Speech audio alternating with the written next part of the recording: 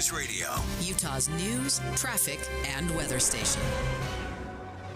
9 o'clock at KSL News Radio. I'm Andy Farnsworth. KSL's top story this hour is breaking news. The first arrest has been made in connection with a Rose Park shooting that occurred just outside of a meeting house of the Church of Jesus Christ of Latter-day Saints after a funeral.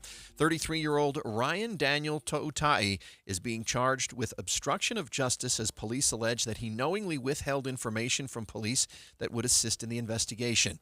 Investigators say there are pieces of evidence that connect To'utai to the scene and the suspects that he did not divulge in his initial police interview, like a piece of his clothing left on scene. We'll have more details on the case as it develops. Dozens of protesters marched in downtown Salt Lake City last night before packing the city council meeting to speak out against ICE. I echo my fellow commenters' demands that the city does not collaborate with ICE or fund it in any way. The council heard about an hour of public comments where many people demanded they take action to protect them and not work with ICE in any way. I understand you think you're doing all you can, but there's still more that Salt Lake City and SLCPD can do. Council members did offer clarity, saying police will work with ICE when there's a matter of public safety that concerns them, but they will not be participating in federal immigration operations. Your money at this moment, the Dow down 253 points this morning to 48,936. Coming up, we got hazy skies and a vehicle on its side. Traffic and weather together is next. KSL News Time, 9:01.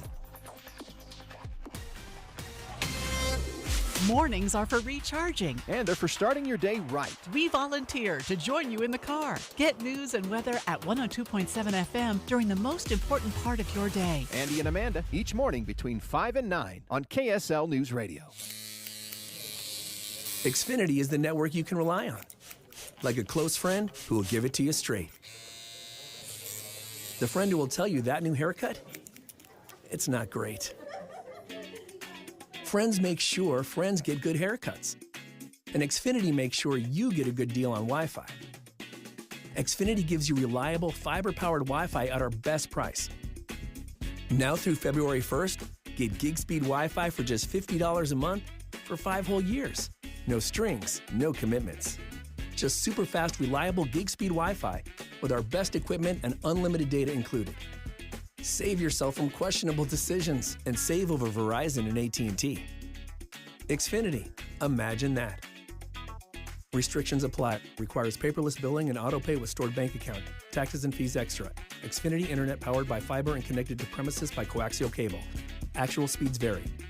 You still thinking job change in the new year? Yeah, I need something that's in high demand and more stable in this economy. IT? Yeah, cybersecurity, maybe even AI. That's what I did. Really? How? Went to My Computer Career. You don't need any prior experience, and you could start your new career in a matter of months. A lot of IT pros go to school there, too, to level up. Sweet. Are classes online or on campus? Both. Wow, I'll check it out. Thanks. Make this your year. Take the free career evaluation now at mycomputercareer.edu, an elite CompTIA certification partner. Financial aid is available to those who qualify, including VA benefits.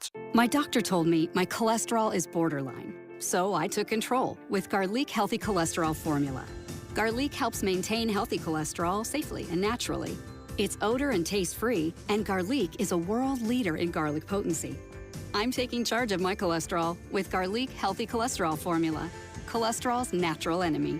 These statements have not been evaluated by the FDA. This product is not intended to diagnose, treat, cure, or prevent any disease. The term natural references only the garlic in the product. Use as directed. Are you ready for a new you in the new year? The Salt Lake City Fat Loss Program has helped thousands of frustrated men and women feel confident in their clothes, boost their energy, and finally feel like themselves again. So, what's the secret? Salt Lake City Fat Loss uses a science-proven plan to help reset your metabolism and lose up to 1 pound of fat per day without dangerous drugs or exercise.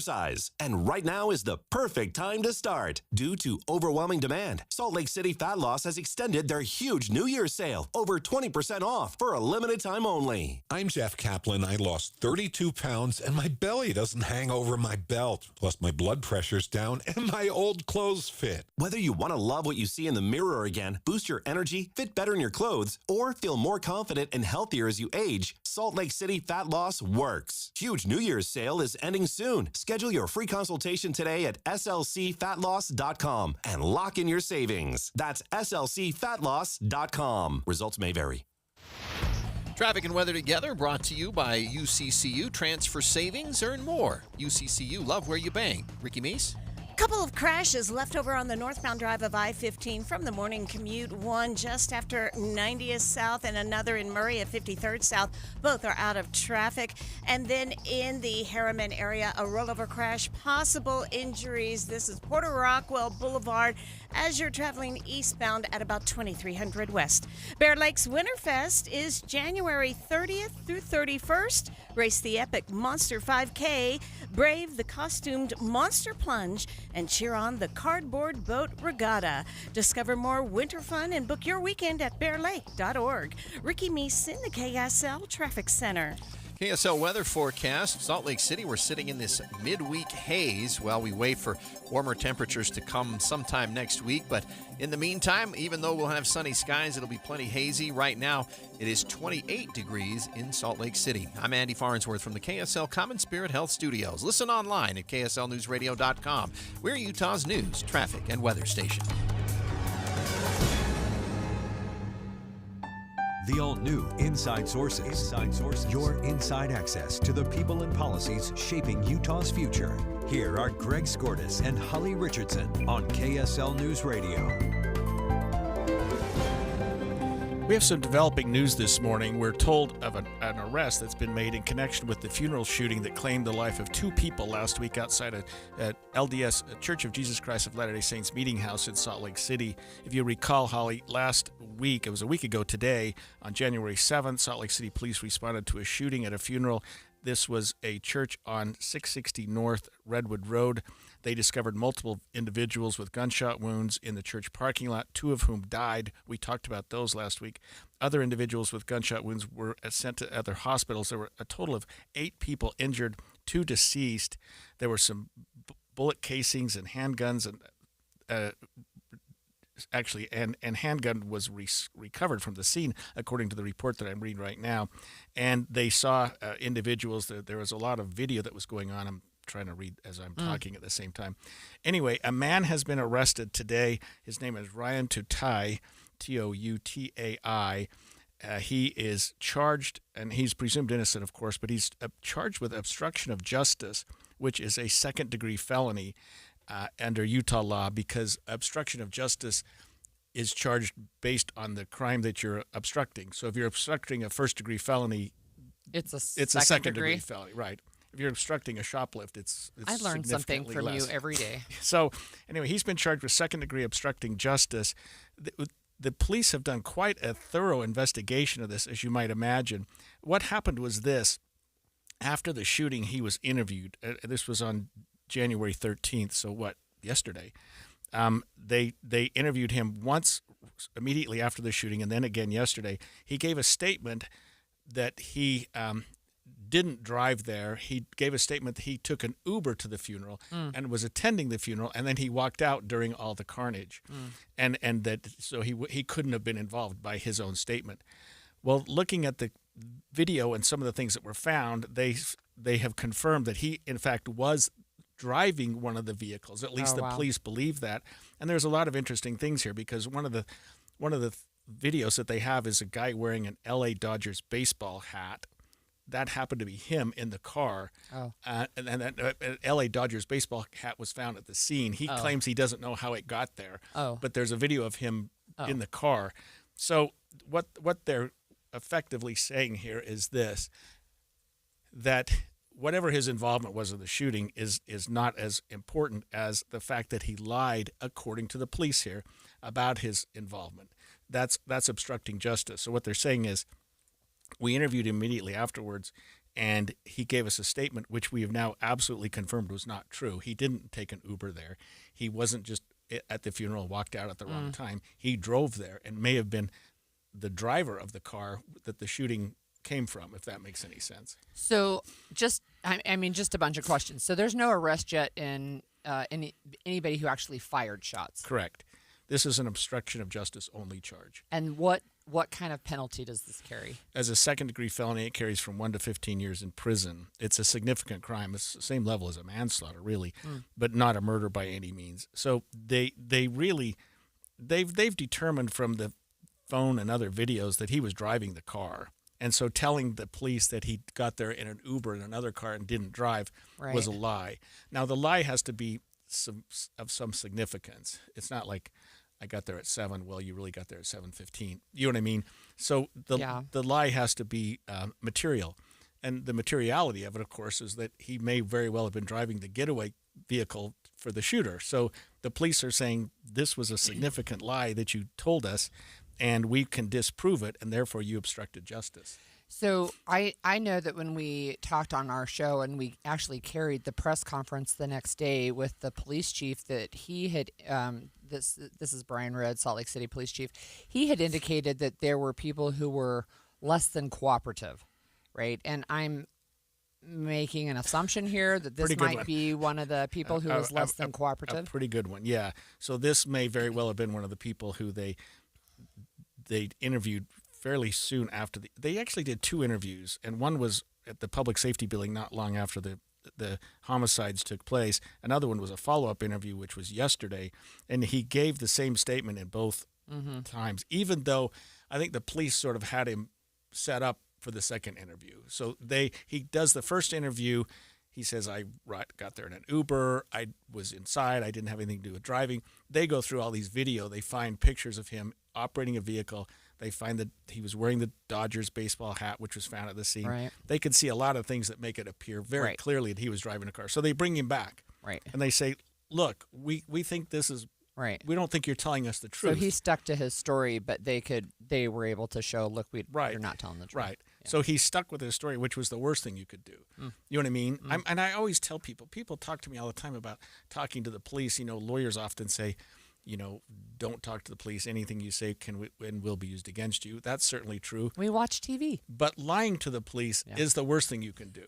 You know what I mean? Yeah. I mean, you're better off not talking to the police than lying to the police. Yeah, I just tell people that. If you're going to waive your Fifth Amendment right to remain silent and you're going to talk to the police, make sure you tell them the truth, because the lie can get you in trouble all by itself. Especially, I mean, police here are investigating a double homicide. They're investigating a capital offense. Right. So what you say, I mean, he would have been, if he'd just told the police, I don't want to talk to you, he wouldn't be in jail right now.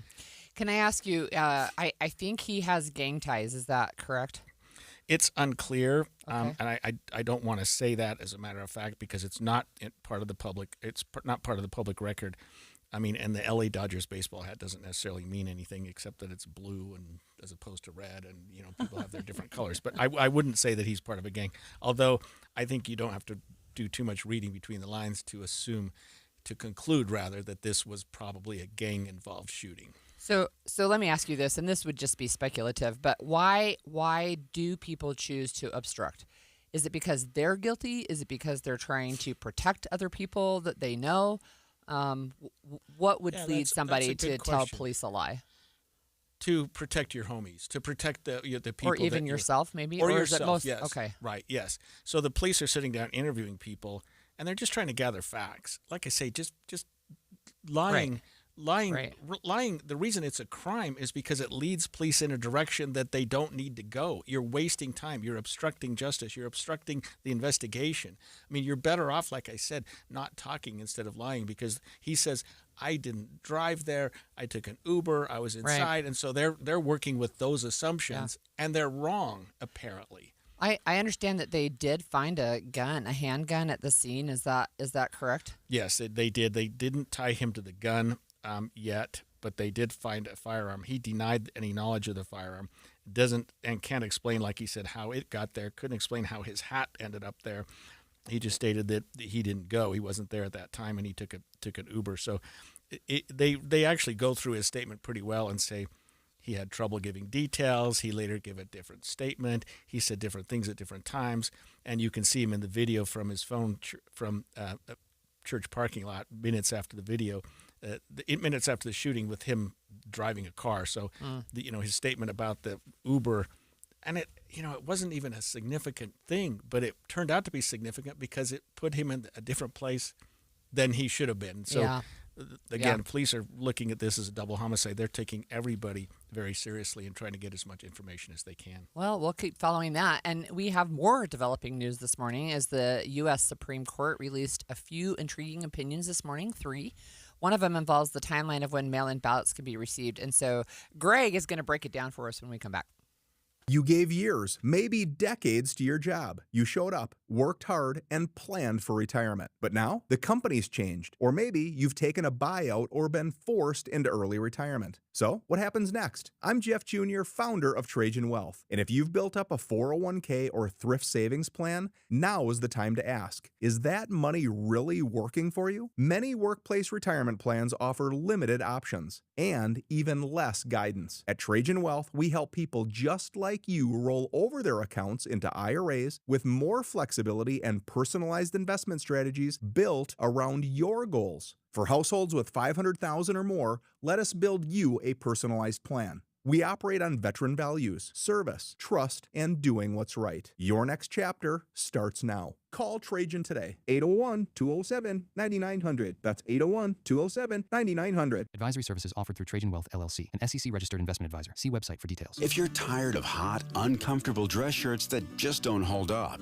sweat stains, stuffy collars, short tails, sound familiar? Meet your new favorite dress shirts from Serve Clothing. The game-changing design features a mesh collar shield that stops sweat stains from ruining your look. Plus, built-in vents keep you comfortable under suits and jackets, no matter the season. You'll love the extra length that stays tucked in and the antimicrobial odor-fighting fabric that keeps you fresh all day. Forget about replacing your dress shirts every 6 months. With Serve Clothing's unbeatable 2-year guarantee, you know your shirt is built to last through the toughest work days in any climate. And giving back is a priority. Last year, Serve Clothing helped to outfit more than 750 missionaries and others in need using a portion of your orders. Don't wait. Serve shirts sold out 4 times last year. Visit serveclothing.com right now to get yours before they're gone. Serve Clothing. Dress shirts that actually serve you. serveclothing.com. If you've ever set New Year's resolutions before, you know how difficult it is to follow through because you have to wait to see the results. What's up, everybody? I'm Mike Wilson with Any Hour Services, and in honor of your New Year, New You resolutions, Any Hour Services is having our New Year, New System sale. From now until the end of February, Any Hour Services will give you $2,026 off a new furnace and air conditioner. And you don't have to wait to save the money. You get $2,026 off at the time of purchase. The only thing you have to do to qualify for our New Year, New System sale is call Any Hour Services and schedule a free estimate. When you call, there's no obligation to buy. Just schedule a time to meet that works best for you. Let me say that again. From now until the end of February, when you have Any Hour Services install a new furnace and air conditioner, we'll give you $2,026 off. Call Any Hour Services right now and schedule a free estimate. 801-443-7400. You can Google Any Hour Services. You can even schedule online at anyhourservices.com. No one helps more homeowners than Any Hour Services. This message comes from Viking, committed to exploring the world in comfort. Journey through the heart of Europe on an elegant Viking longship with thoughtful service, destination-focused dining, and cultural enrichment on board and on shore. With small ships that bring travelers closer to the destination, there's more time to explore. And every Viking voyage is all-inclusive, with no children and no casinos. Discover more at Viking.com. This is the story of the one. As an HVAC technician, he and his digital multimeter are in high demand. So when a noisy office HVAC turns out to be a failing blower motor, he doesn't break a sweat. With Grainger's easy-to-use website and product information, he selects the product he needs to keep everything humming right along. Call 1-800-GRAINGER, click Grainger.com, or just stop by. Grainger, for the ones who get it done. If you're talking, they will hear you. We all want our kids to grow up safe and healthy, so we show them how. And we tell them with honest conversations that let them know what we expect. Not just one time, but every chance we get. That's especially important when it comes to alcohol and other drugs. Kids not only need to know the dangers and how to avoid them, they need to hear it often from you. And when it comes to pain medications, opioids, they need to know that they should never be taken without a prescription and never shared with friends or family. It's dangerous and illegal. So talk with your kids and guide them through the challenges of growing up safe and healthy. Because when you talk, they hear you. For more information about talking with your kids about underage use of alcohol and other drugs, visit underagedrinking.samhsa.gov. So talk, they hear you.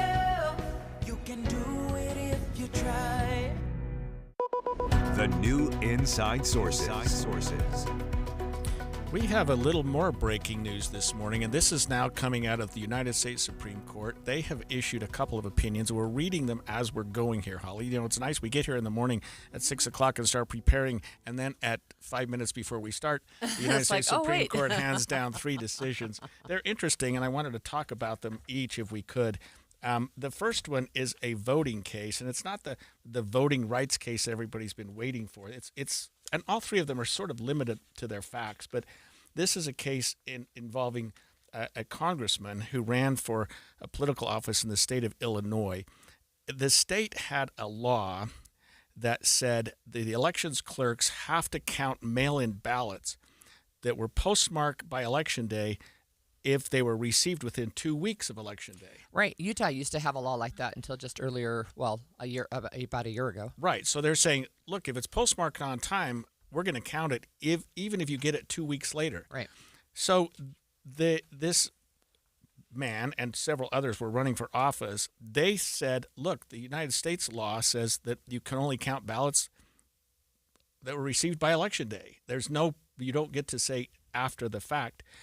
So he challenged the Illinois law and said, I believe that it's unfair because it violates federal law and gives the state an additional 2-week window to count ballots.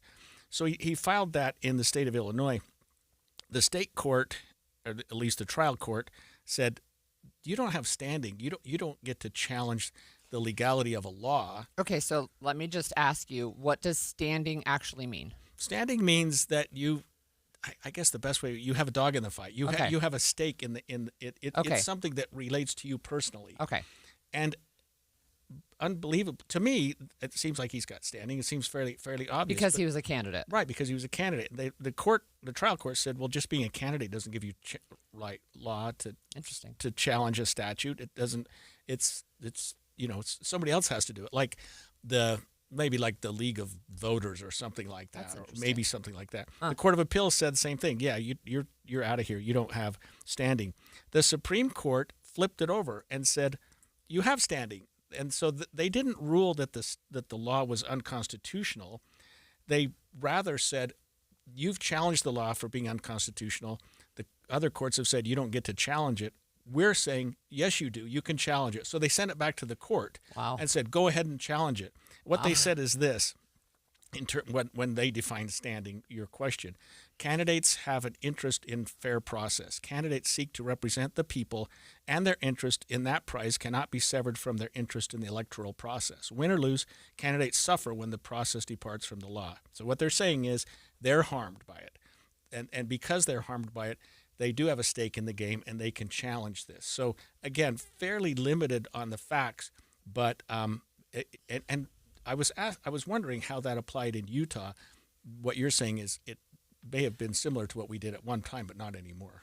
Right, until the 2025 legislative session, and it was in effect during the 2025 elections, but it was the postmark, and I think, yeah, you're right, up until the end. I remember we dealt with that in Utah. Yeah, I think up until the end of the ratification period, which was 2 weeks, right? The certification period, I guess. And then the legislature passed a law last session that said clerks have to have ballots in hand by the close of Election Day. So by 8 p.m., the clerks have to have that. So we were talking on our show, if you're within a week, don't stick it in the mail. If you want to make sure that it's going to count, go put it in a Dropbox or something. And this was in response to what was happening in the southwest quadrant of the state, Washington and Iron counties, because people there, when they would place their ballots election before, in 2024. Yeah, their ballots we placed with the mail, it would be sent to Las Vegas to be processed,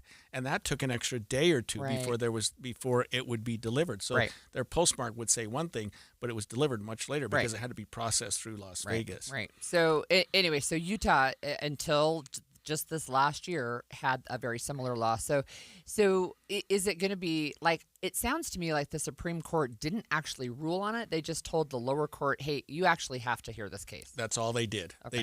They didn't decide if it was fair or not. They just said, yes, this particular congressman and the others that were running at the time, there were actually The three. candidate, the right? candidates, yes. They do have the right to challenge the law because of their position. All right. What else do we have? Here's another one, and it's an interesting case. It involves a Fourth Amendment issue. Oh, by the way, that case, the one we just talked about, was decided on a 7-2 vote. Two of the liberal justices dissented. But one What of was the their dissent? I didn't read it, but Okay. I don't know how they would come to a different conclusion. But, Okay. but they may have had some issue that I didn't get to the dissent. Okay. This next decision is a unanimous decision. And in this case, Montana police officers, this involves whether or not you can enter a person's home without a warrant and under what circumstances. Okay.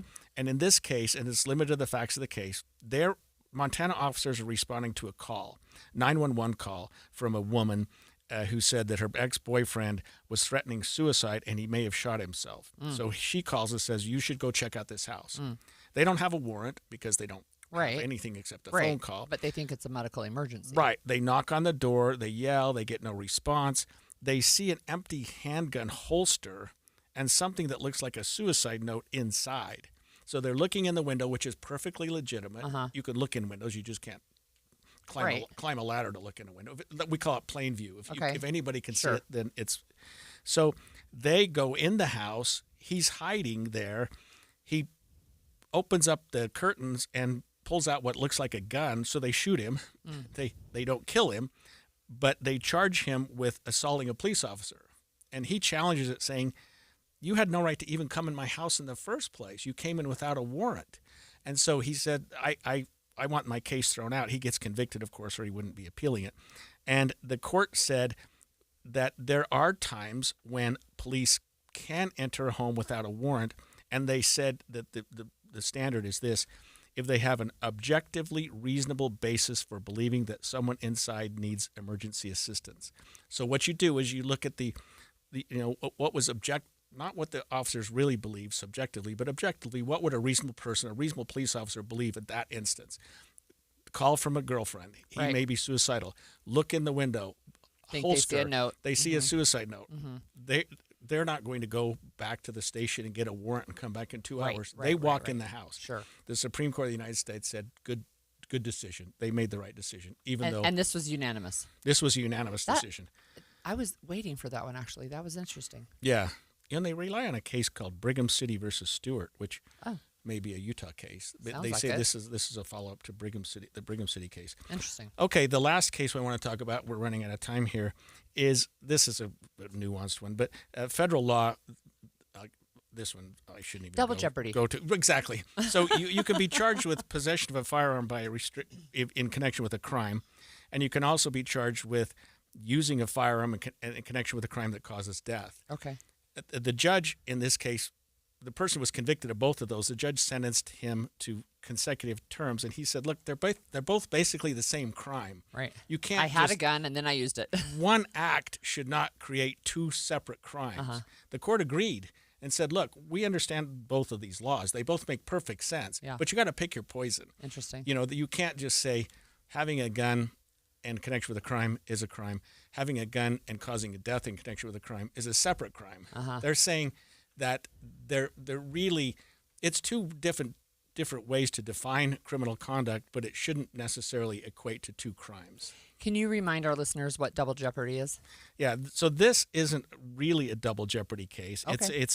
It's a case involving what we call a single criminal episode. You can't charge multiple crimes based on one conduct. You know what I mean? So, yeah, okay. Like if you burglarize a house and you go in the front door and then you go in each bedroom, it's not a separate burglary each time. Okay. That's a terrible example. But anyway, so double jeopardy means you were convicted, you were charged with a crime, you beat it, it was dismissed for some reason that other than, that you were guilty. And they can't try you again for the same offense twice. They can if there's a mistrial or there's, like we've seen in Utah, we're running out of time here. We've got some death penalty cases that are being retried based on things that happened below. But if you're found not guilty, you're done. The case is over. Okay. You can't retry the case. All right. 3 U.S. Supreme Court cases today, and not the big ones. Right. We were hoping Well, for. and hopefully not a fourth one. I know. Anyway, straight ahead, new polling suggests voters are turning their backs on both the Democrat and Republican parties and going unaffiliated or what we call independent. Greater number of voters are doing that. What can both parties do to save face? We'll have some live analysis when we come back. 9:30 at KSL News Radio. I'm Andy Farnsworth. KSL's top story this hour.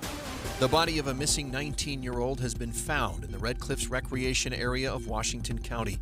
A search and rescue team found her body shortly after 7 a.m. Investigators are currently going over the scene, and they're asking hikers to stay clear of the area. She was reported missing the night before. And we continue to get more details on the arrest of a man in connection to the funeral shooting in the parking lot of a church in Rose Park that killed 2 people and injured others. 33-year-old Ryan Daniel To'utai was booked on investigation of obstruction of justice. Police wrote in court documents he knowingly withheld information from detectives that would have assisted the investigation, and we'll have updates on this story throughout the day. Our top national story this hour from ABC News. Former President Bill Clinton has refused to testify before the Republican-led House committee investigating sex offender Jeffrey Epstein. Both the former president and First Lady responded in a letter calling the committee's subpoena legally invalid. In their extraordinary 4-page letter, the Clintons warning Republicans, you are on the cusp of bringing Congress to a halt to pursue a rarely used process literally designed to result in our imprisonment. Republicans in the House Oversight Committee plan to move forward with a resolution to hold Bill Clinton in contempt of Congress next week. It would then head to the House for a full vote and could lead to prosecution by the Justice Department. ABC's Rachel Scott says former First Lady Hillary Clinton is scheduled to be deposed behind closed doors today. Your money at this moment, the Dow's recovered a bit from early losses. It's now down 69 points to 49,125. Coming up, we got a thick haze still holding a firm grip on the Salt Lake Valley. KSL weather is next. KSL News Time, 9:31. A reminder about the simplest way to get updated for your day. Hit your KSL preset when you jump in the car, and we'll take care of the rest. Hear key news updates and traffic reports. Andy and Amanda from 5 to 9 in your car. KSL News Radio at 102.7 FM. I'm back to doing what I love and more. Thanks to the Good Feet store. Do you spend half your day walking or standing while working? If you have foot, knee, or back problems, the Good Feet store wants to help you like we helped Tony. Pain that I experience the most is foot pain from being on my feet all day. You're having to kind of talk to yourself through the whole shift, like, I got this, I can do this. Before, I felt defeated, and now it's like, all right, let's go. I'm ready. A whole new life, like sunshine coming on. And how about working more comfortably, like Dennis? Working at an amusement park, it's always on your feet. I just couldn't take it, but I didn't have a choice. I just couldn't believe that putting these arch supports in made that much of a difference that quickly. I could do my job and I could take care of my family. I know what my tomorrow is going to be. It's going to be positive. You deserve a better life too. Stop in the Good Feet store today. We have locations in Farmington, Riverton, and Sandy. Thanks to the Good Feet store. With Progressive's Name Your Price tool, you can choose the best coverage option for you. Because you know you. Like, you know that hiking isn't for you. Sure, it sounds nice to be in nature while exercising, but that's what a gym and houseplants are for. I mean, you don't even like walking upstairs. So why would you walk up a hill for miles? To what, end up high in the air? Come on, you know you're scared of heights. Only you know you. So get coverage options within your budget with Progressive's Name Your Price tool. Progressive Casualty Insurance Company and affiliates. Price and coverage match limited by state law. This is the story of the one. As the purchasing manager at a manufacturing plant, she knows the only thing more important than having the right safety gear is having it there when you need it. That's why she partners with Grainger for auto reordering, so her team members can count on her to have cut-resistant gloves on hand, and each shift can run safely and efficiently. Call 1-800-GRAINGER, click Grainger.com, or just stop by. Grainger, for the ones who get it done. When you're making resolutions for the new year, have you ever thought of making the resolution to get a new metabolism? So that your body is burning fat more naturally. I used to have a terrible metabolism because I didn't know what to eat or when to eat it until I did Soda weight loss. I let go of 37 pounds, and now my metabolism works for me. I let go of 70 pounds in 5 months, and it was so nice because once that metabolism changes, the things that affected you more regularly don't affect you anymore. And those are the things that I learned from my nutritionist as I was going along and even afterward. It's so helpful. They taught me how to be successful for life. You can call and speak to a nutritionist at Soda Weight Loss today at 866-800-SODA, S-O-T-A. That's 866-800-SODA. Or you can go to sodaweightloss.com and see the hundreds of before and after pictures. And right now is the best time to do it, because if you join now, your partner joins for free, so you get 2 transformations for the price of 1. It's 866-800-SODA. Because soda is, say it with me, Amanda, state of the art. Traffic and weather together, brought to you by UCCU. Supercharge your savings at uccu.com. Let's check in with Ricky Meese. Good speeds have returned to all the Valley freeways after the morning commute. We do have an accident being cleared downtown at West Temple and 6 South, and the rollover crash still blocking traffic in Harriman. This is Porter Rockwell Boulevard at 2300 West Rockwell Park Lane. Whipple Service Champions is Utah's most trusted name for heating, cooling, plumbing, and electrical services. Call 385-273-7167 for your free estimate today. Ricky Meese in the KSL Traffic Center. Highs this week continue to creep back up little by little as they get back to the mid-40s by the end of the week. Lows in the high 20s. But no snow or rain on the horizon for at least the next week as of now. Right now it is 32 degrees in Salt Lake City. I'm Andy Farnsworth from the KSL Common Spirit Health Studios. Listen online at kslnewsradio.com. We're Utah's news, traffic, and weather station. The all-new Inside Sources. Inside Sources. Your inside access to the people and policies shaping Utah's future. Here are Greg Skordas and Holly Richardson on KSL News Radio. On Monday, as I was putting together the Utah Policy newsletter and I was looking for a number of the day, I looked at Gallup, which is a polling organization, and this really caught my eye. A record high 45% of U.S. adults identified as political independents, meaning they don't belong to a political party. In Utah, we actually have a party called the Independent American Party. So here we call them unaffiliated voters. And it was really striking to me. It's the highest they have measured. And I want you to just guess, if you can, how many people do you think say that they were either Democrat or Republican? Maybe a third? It's less than that. It's 27% for both parties. So equally, 27% say they identify as Democrats, they're registered Democrats, 27% say they're registered Republicans, and 45% say they are politically homeless. Interesting. Or Democrats and unaffiliated. Republicans come out the That's exact same. what I thought too. Really, But really interesting. At kind of all-time lows, at least while this poll's been going. It is low. Which would follow if the number of independents is at an all-time high. Yeah. You can look at the graph. It's super interesting. Really big spike in the independents starting in about 2010, but really way up there this year. Well, let's bring in Jason Perry, the director of the Hinckley Institute of Politics, who always has his thumb on the pulse of politics. Jason, thanks for joining us this morning. Always glad to be with you. Thanks. Surprising numbers to you, Jason, in light of what we're doing right now in the country, that people are less likely, our younger people are less likely to be affiliated with a certain party? Well, you can almost see the trend. You can see the trend clearly in the numbers, but it's not entirely surprising right now that that's gone all the way up to 45%, particularly when you look at sort of the younger generation, the people who no longer really want to pick a team jersey. That's what's happening right now. And you're in a political environment where you feel like you're forced to do it. And many people around the country clearly are feeling like, I don't want to have to pick a jersey. And what's interesting, this is how they identify, not necessarily how they vote.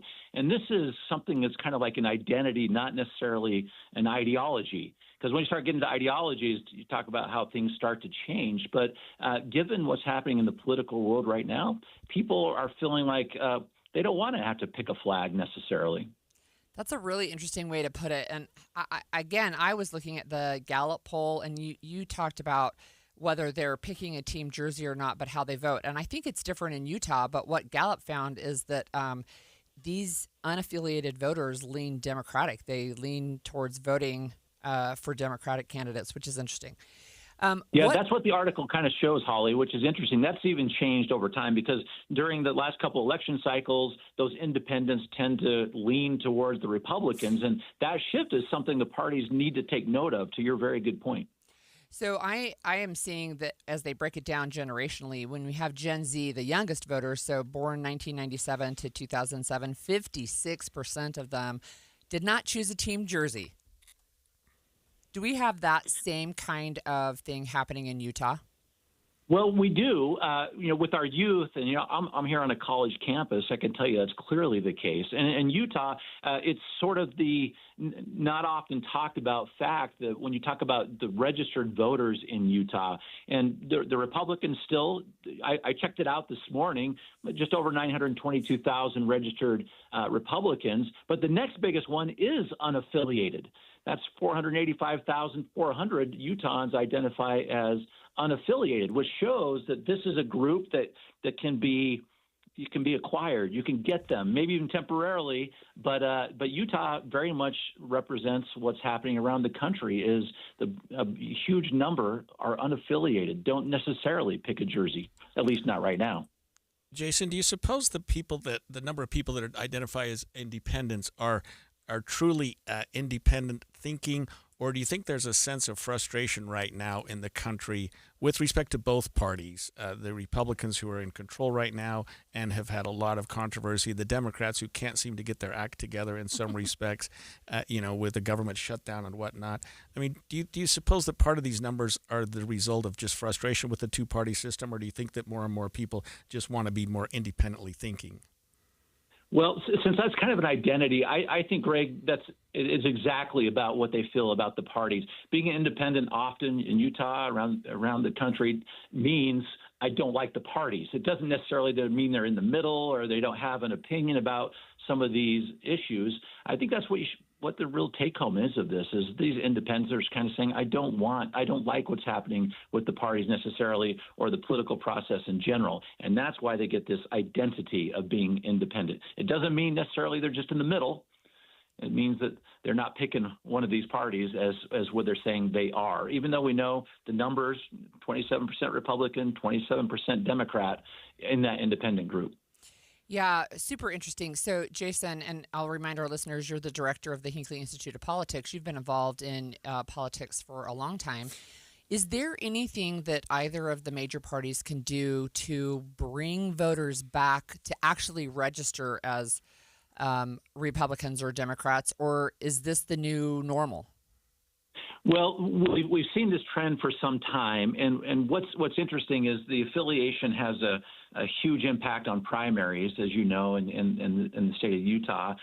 But when it comes to that general election itself, it's going to have to be less about the polarization and the issues that are not important to voters or to the younger voters themselves. It has to actually get down to the issues that matter most. Some of the social issues that seem to cause the greatest division are not usually the things people are voting on. It's other sorts of things. And at the risk of sounding like history repeats itself, it comes down to things like the economy itself. It's inflation. Can I afford to have a home? These are the issues that these people that can be moved one way or the other will be thinking about and are thinking about. Jason, one final question. As I'm looking at the poll, it looked like it started about 40 years ago. And at that time, the number of people identifying as Republicans and Democrats and independents were all pretty close. They're all in the 30%, 30-something percent.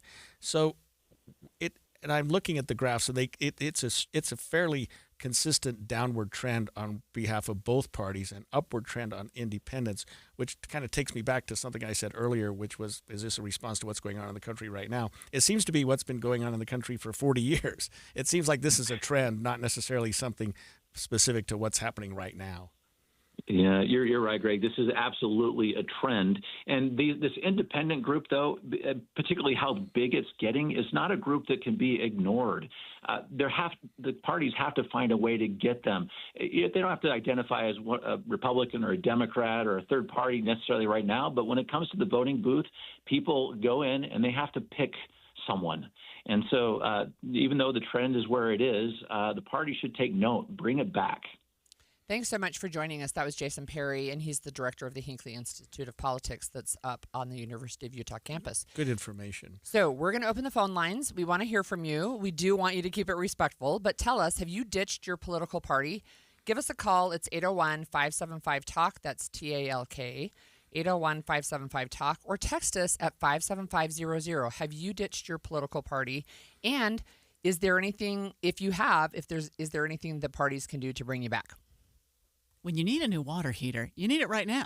Yep, can't wait on that. When you need a new furnace or a new air conditioner come the summertime, you need it right now. So Superior Water and Air has a wonderful program where they can help you with financing. If you need it, get it today and pay it off when you get your tax refund or just over time. And that's one of the great things is they have multiple financing options. It's not just one, okay, you've got to do it this way. It's, you can wait till just after your tax refund. Well, what if you need no payments until later in the year? Yeah. They can work with you like that because, look, they want to help you get you back on your feet with the thing that doesn't work that you got to use. Yeah. And they'll just work with your situation. What a great way to do it. I loved introducing you to my friends at Superior because they're just great people. And when you invite somebody into your home, you want to feel good about them. Yeah, and they're so customer-centric. That was what really impressed me was they wanted to work with me and my family, whatever needs we might have. Right. They want your home to be safe and clean. Superior Water and Air. Here's the number, 801-872-8483, or go to superiorwaterandair.com. KSL offers the best daily newsletter in the state. It's the 3 things you need to know. Every weekday, we deliver quality and relevant content to your inbox. No ads, no spam, just the 3 things you need to know to be informed about the world around you. Subscribe today. Visit KSLNewsRadio.com or text the word inbox to 57500. That's inbox to 57500.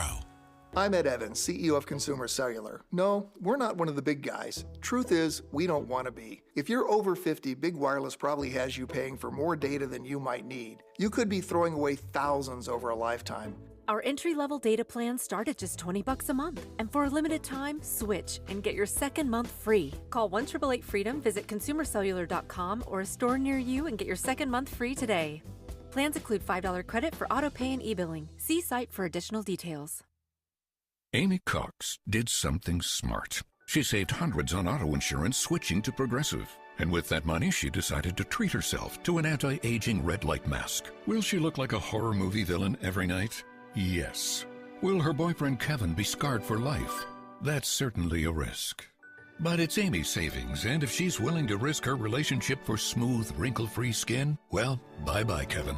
Switch and see if you could save with Progressive and treat yourself. Progressive Casualty Insurance Company and Affiliates. Hi, I'm Joe Cordell of Cordell & Cordell, America's largest family law firm. During this time of year, difficult relationships sometimes become impossible. If you or someone you care about is facing a family law issue, let us set up a 1-hour Cordell Consult. The Cordell Consult is a meeting with a local attorney who will give you clear guidance about your options, whether it's a separation, a postnuptial agreement, divorce, or custody. Take the first step. Visit CordellCordell.com. That's CordellCordell.com.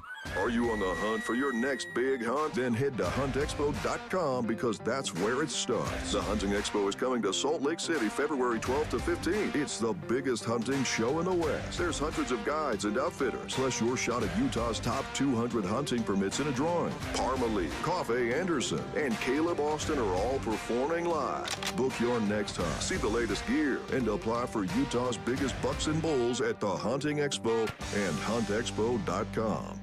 You probably know if you need new windows. You hear the wind whistling. There's condensation between the panes. Maybe your heating bill's too high, but you don't want to pull the trigger because it costs a lot of money. I understand. And they understand at Advanced Window Products. After all, they've been creating custom state-of-the-art windows right here in Salt Lake for 39 years. They know what's up. That's why they offer 60-month 0% financing or buy now, pay later. You get the windows this winter for 30 to 40% less because you're buying straight from the factory. They'll build, they'll install your windows, and you don't have to pay for a year or more. At Advanced, they're committed to making your new windows affordable. And if you call now, they'll knock another $2,500 off your quote. State-of-the-art, energy-saving windows built here for Utah's changing climate. And right now, $2,500 off. Call for a quote 801-850-9100. That's 801-850-9100 or go to advancedwindows.com. Are you thinking about buying medicine online? A search for online pharmacies yields more than 20 million results. But which ones can you trust? Medicines bought from unlicensed online pharmacies can be dangerous. You may get a fake drug, your condition may get worse, or you may experience a bad reaction. Don't put your health at risk. To learn how to find an online pharmacy that's safe and legal, visit fda.gov/BeSafeRx. A message from the U.S. Food and Drug Administration. Before a disaster turns your family's world upside down, it's up to you to be ready. Get a kit, make a plan, be informed. Learn how at www.ready.gov. Brought to you by the Federal Emergency Management Agency and the Ad Council. Inside Sources. We're following up on a discussion we just had a minute ago about a new Gallup survey that found Americans are increasingly rejecting the two political parties, and just under half of U.S. adults now identify as independents, something like 47%. That's an all-time high, where the number of people who identify as Democrats and Republicans are both around 27%, which you would equate to be an all-time low, and of course it is. So it is really interesting, and we just had Jason Perry, the director of the Hinckley Institute of Politics, talking about, is this national trend reflected in Utah, and he said it was. So we have asked for your calls, and we want to know if you've ditched your political party. You can give us a call, 801-575-TALK, or text us at 57500, and we do have Kate on the line from North Ogden. Thanks for joining us this morning, Kate. Thank you for having me. So tell us what your choice has been. Okay, I was a Republican, surprise, surprise, in Utah. I ditched them, and these are the reasons that I ditched them, and I'll get to what that I think they need to do to a lot of independents to get us back. The first one was the medical marijuana. Now we have finally got into this country where it needs to be, but it took way too long to where it's not the same thing as heroin. So anyway, that was number one. Second one, well, about of 100 things, which I won't get into, was that mess on Amendment D, which they wrote it up so that we couldn't even tell what we were voting for, and they got busted on that one. And what they can do, the legislative session now, is quit trying to box us out on initiatives.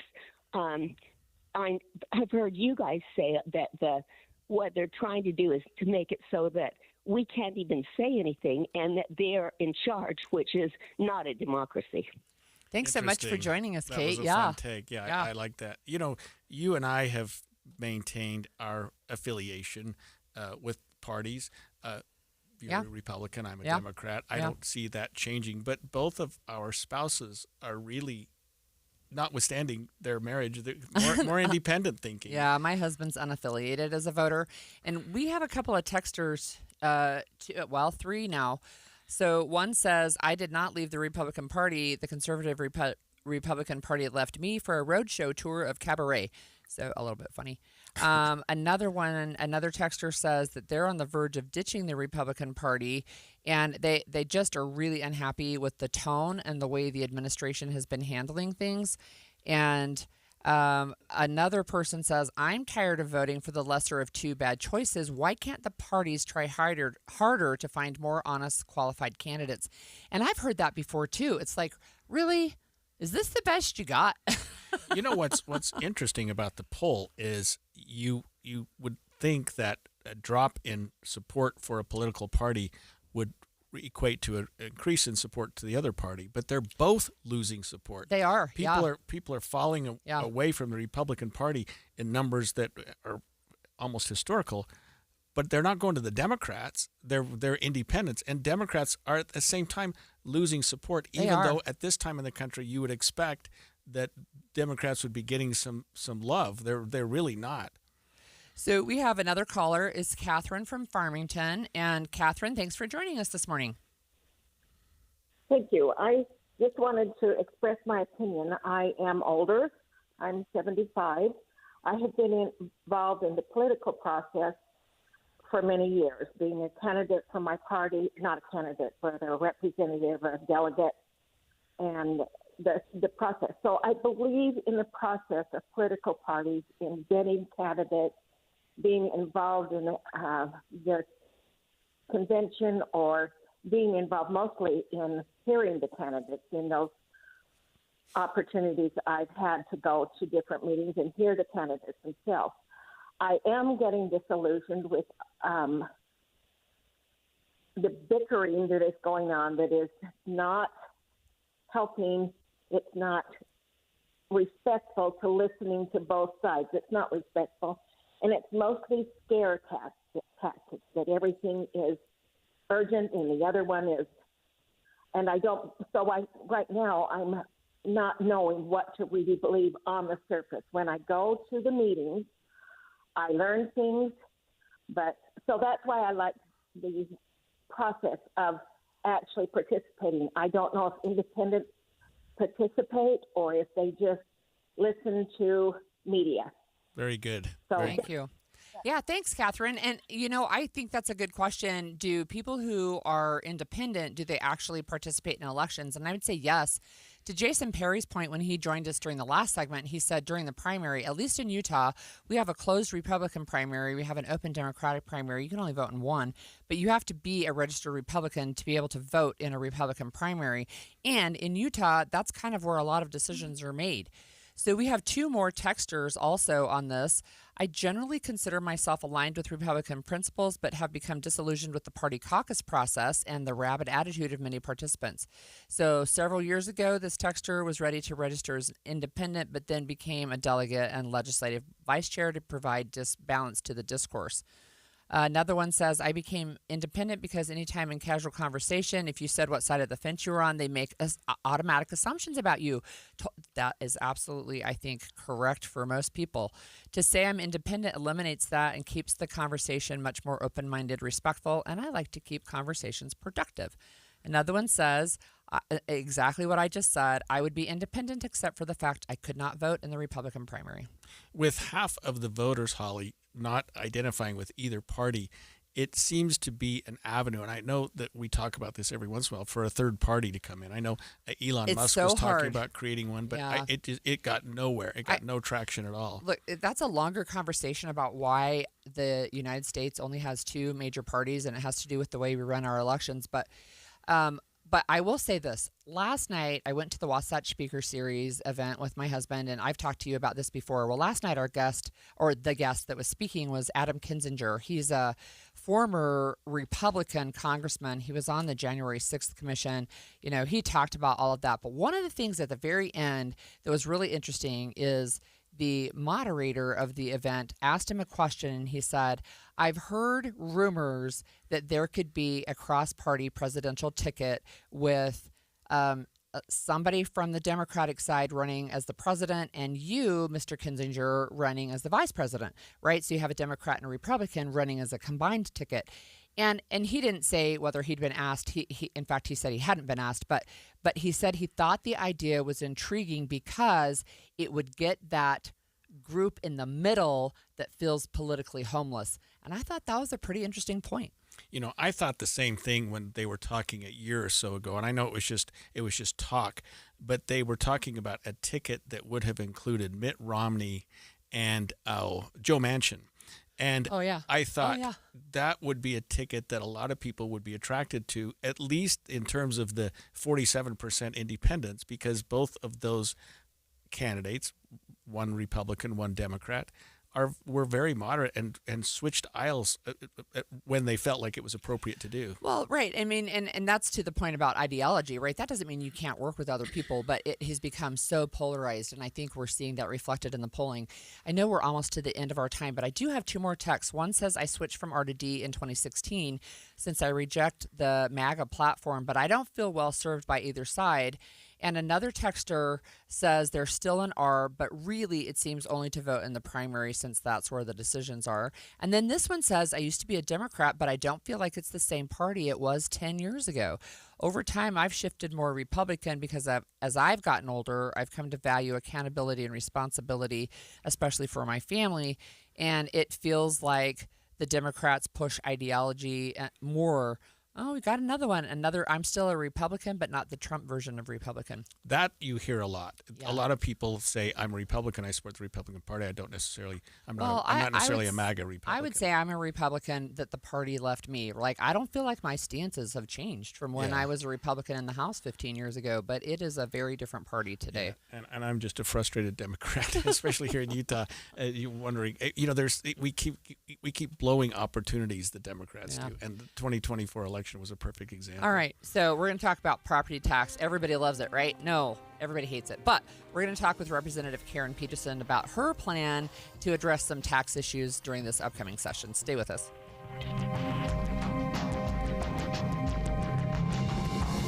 KSL FM Midvale. KSL Salt Lake City. From the KSL Common Spirit Health Studios, this is KSL News Radio.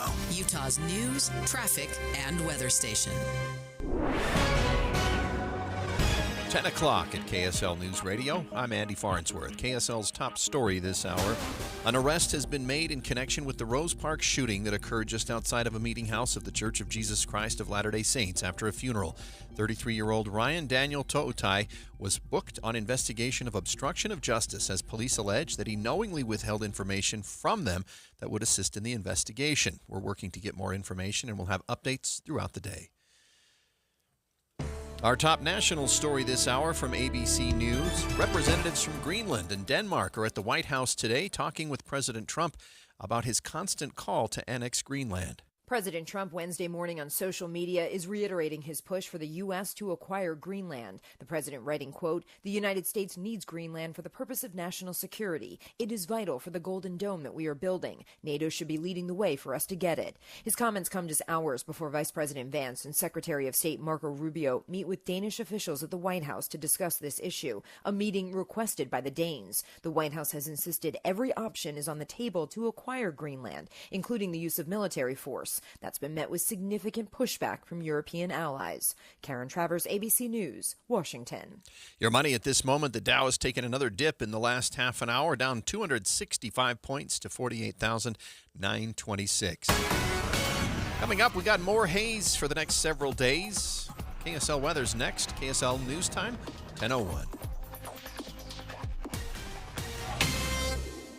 The sources where we get our news matters. When you listen to Utah's Morning News, we want you to feel the stories are important to you and trustworthy. This is Amanda Dixon. And I'm Andy Farnsworth. Join us weekday mornings on KSL News Radio. Is your financial advisor offering you up to a 30% upfront bonus? Or are they promising you up to 10% growth per year, all for your retirement income? If not, then you need to come to Trajan Wealth. I'm Jeff Jr., founder of Trajan Wealth. If you have a plan to retire within the next 10 years, don't wait only to find out it's too late. I've seen hardworking folks like you retire only to be required to go back to work, all because their advisor told them guarantees like these were too good to be true. They're not. That's up to $30,000 upfront or up to $10,000 per year on $100,000, all guaranteed for retirement income. Don't keep working when you're supposed to be retired, and don't let any financial advisor tell you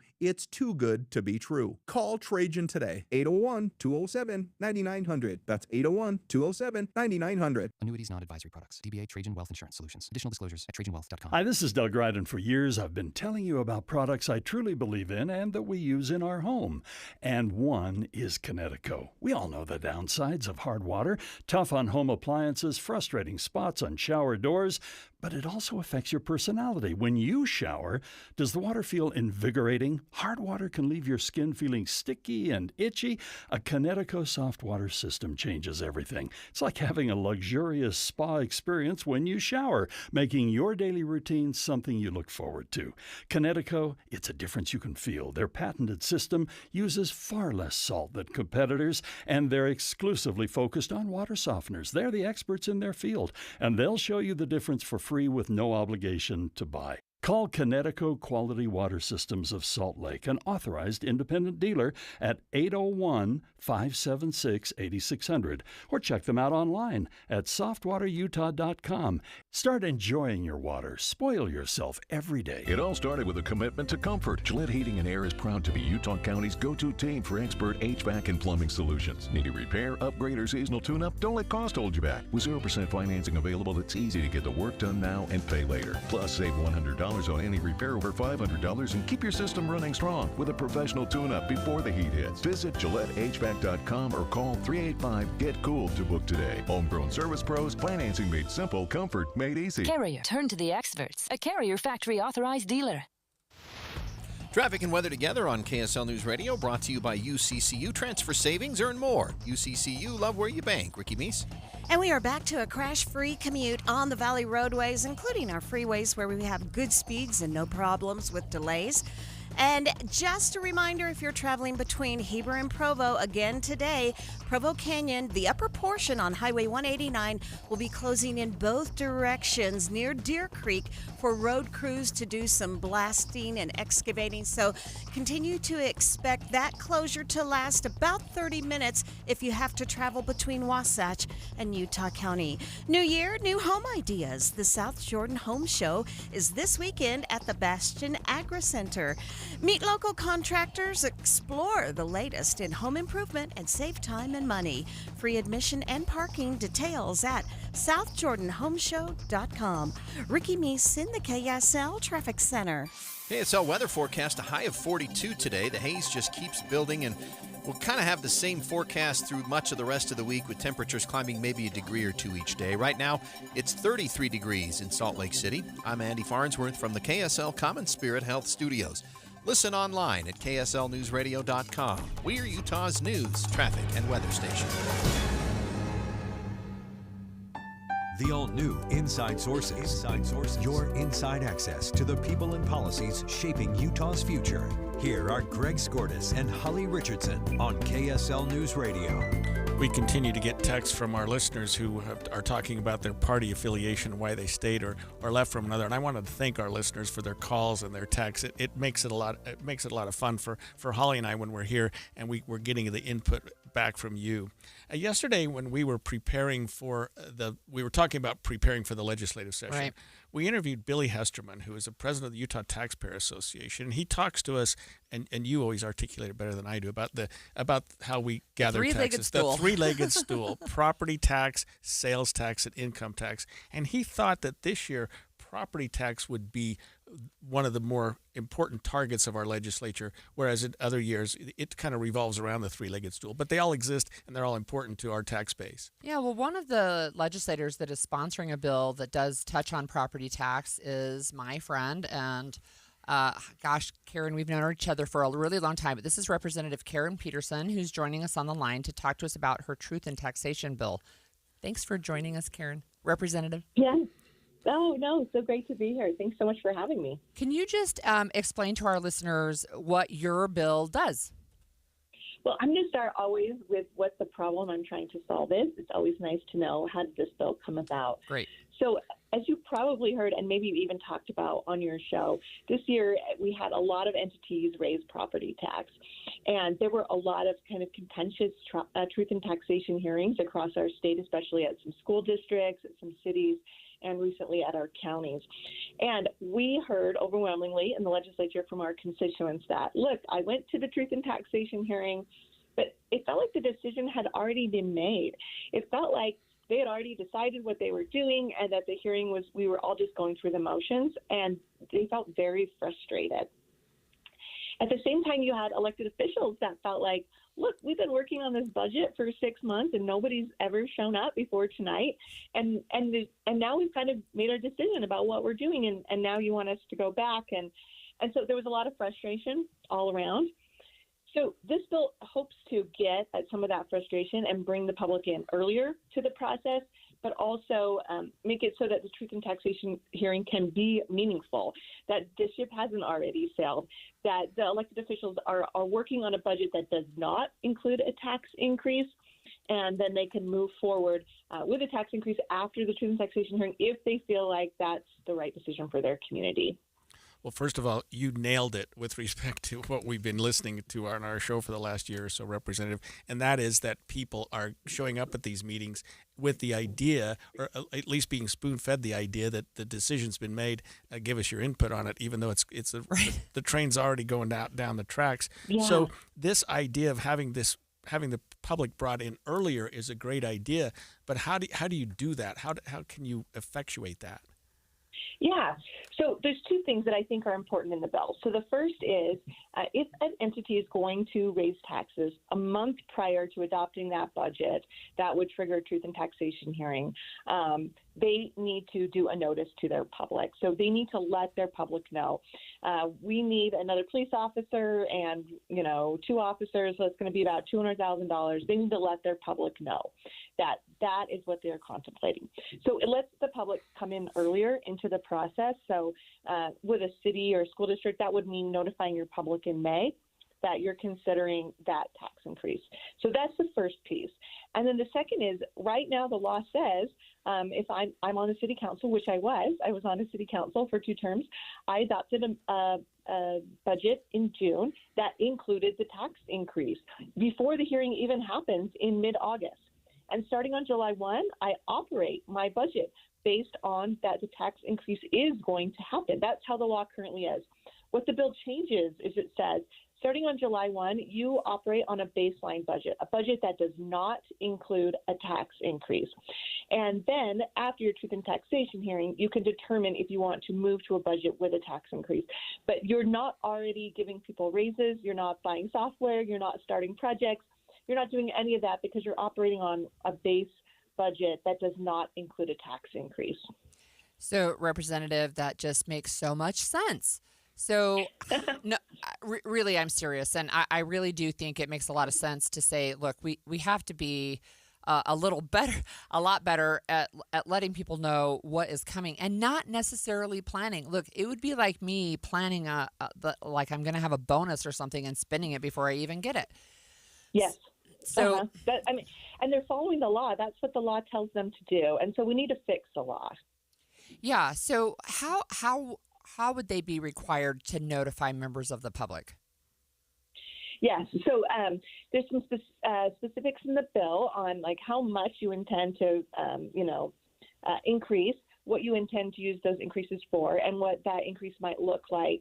They won't have their certified rate yet because that comes a little bit later when the county does their work on assessment, but kind of an estimate or approximate amount, and they would have to do that in a public meeting. So almost like a mini truth and taxation hearing a little bit earlier in the process, and then obviously go through public noticing requirements for that hearing. Sure. Let me just do a follow-up with that, if that's okay. So if I'm saying maybe the city, can the city raise my property taxes?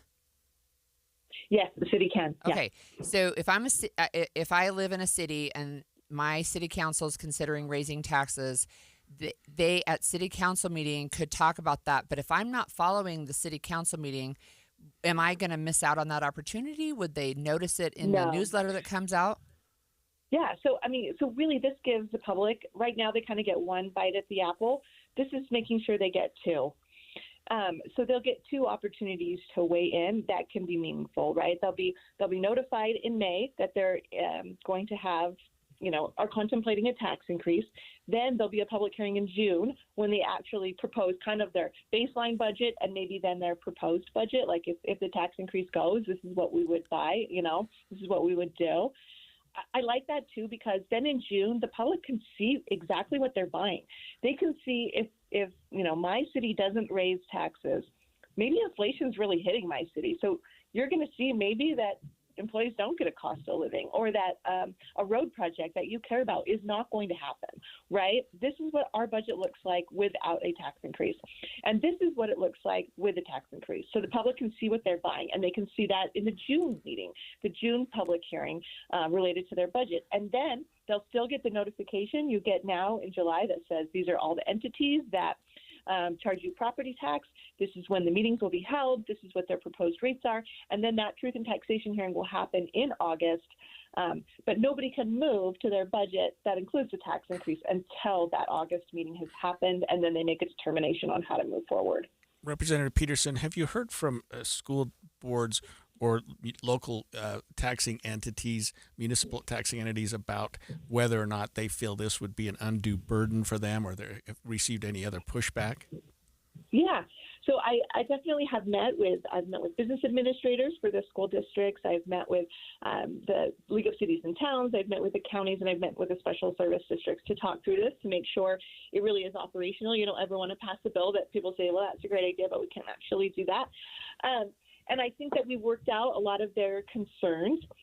I will say it is going to be a little bit more work for them, but it's going to also be more transparent for the public. And I think that if we're going to put any more efforts into government, increasing transparency and making sure people can be heard, that's efforts worthwhile making.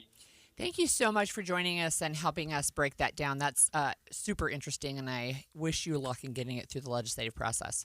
It's a good idea. Yeah, it's a really good idea. Again, makes common sense. So the Utah judiciary, which has been a little bit under fire, let's be honest, they're holding a town hall this evening that's aimed at strengthening public trust in the courts.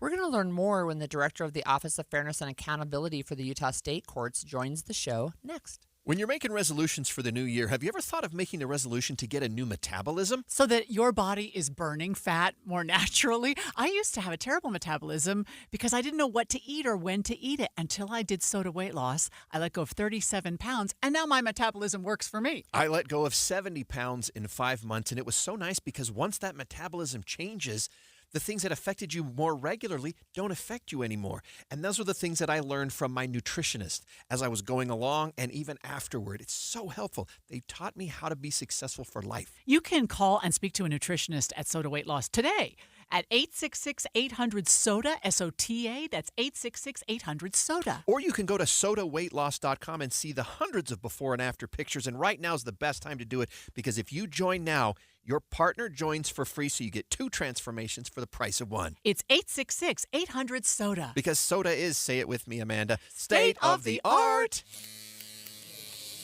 Xfinity is the network you can rely on. Like a close friend who will give it to you straight.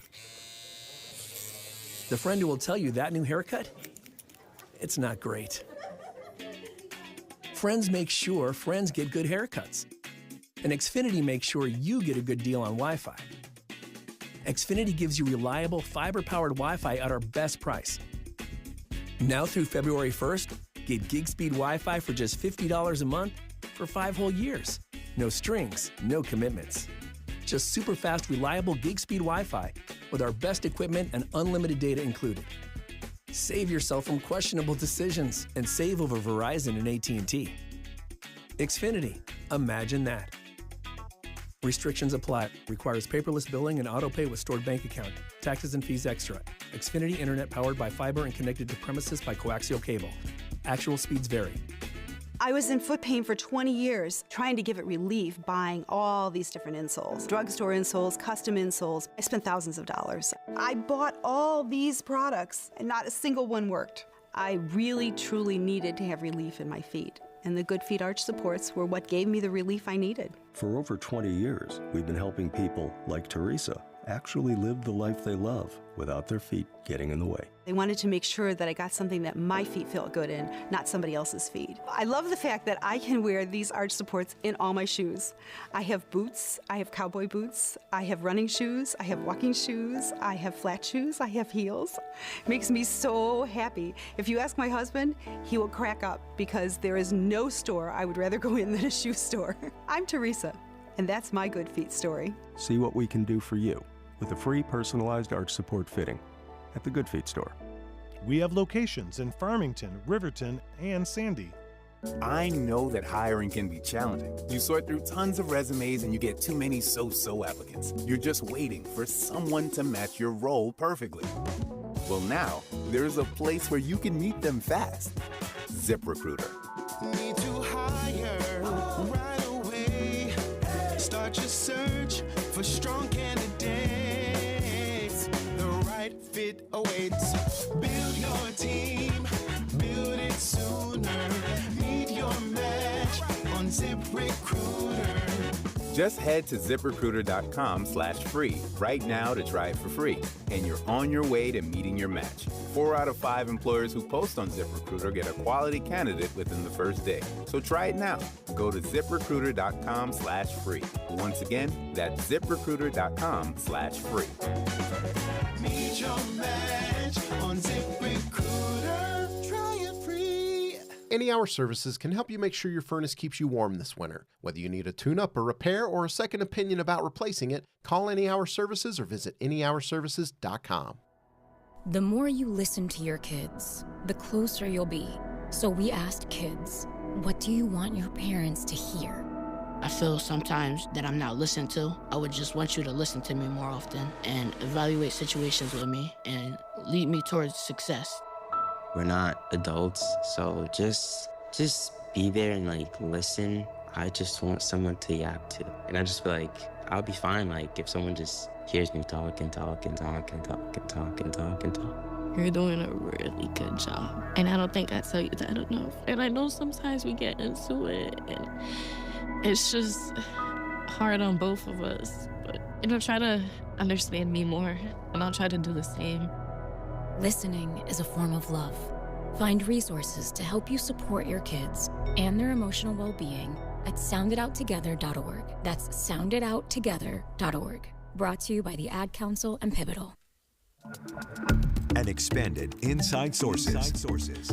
Well, tonight at 6 o'clock at the Matheson Courthouse here in Salt Lake City, it's 450 South State, the Utah Judiciary is holding a town hall, and I've never been aware of the judiciary doing such a thing in the past, I may be wrong, to talk about an effort to strengthen Utah's trust, access, and understanding of the state's court system. And this comes as a fallout, really, between the tensions between the judiciary and the lawmakers. And I suppose the fact, Holly, that the judiciary doesn't get to speak. It's awkward for the judiciary to support themselves, to talk about why they do certain things. Right. In Utah, we don't have judges that are elected, although there are some lawmakers who are like, maybe we should do that. But so they're not out campaigning, right? In fact, they're, I think, very careful to be politically neutral. They can't even defend their decisions necessarily. The legislature can say this is a political decision, it's this, it's that. The judge doesn't ever get interviewed and say, well, no, it wasn't, as you would expect with other disputes. Well, one of the issues that we've seen in Utah is, and it's nationwide actually, but we're losing trust in our institutions, especially our institutions of government, and that includes the judiciary system. And so we have with us Jonathan Puente. He's the director of the Office of Fairness and Accountability for the Utah courts. And thank you for joining us, Jonathan. Thank you for having me. I'm wondering if you could just tell us and our listeners what are you hoping to accomplish with a town hall tonight? A couple of things. One is we are really intentional about building public trust and confidence. And to do that, with any relationship where you want to build trust, communication is key. So we want to engage the public, communicate with them, have them ask us questions, demystify the court, engage our judicial officers. So that's what we're hoping to accomplish. So who could we expect there in terms of spokespersons for the judiciary? Will we have judges? Will we have administrators for the courts? Or all of the above? Yes, to both. Yeah.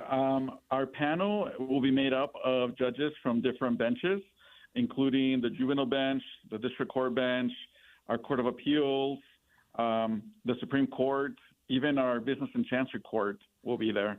It will be emceed. The town hall will be emceed by our state court administrator. Okay, so I've been in the Matheson Courthouse 10,000 times.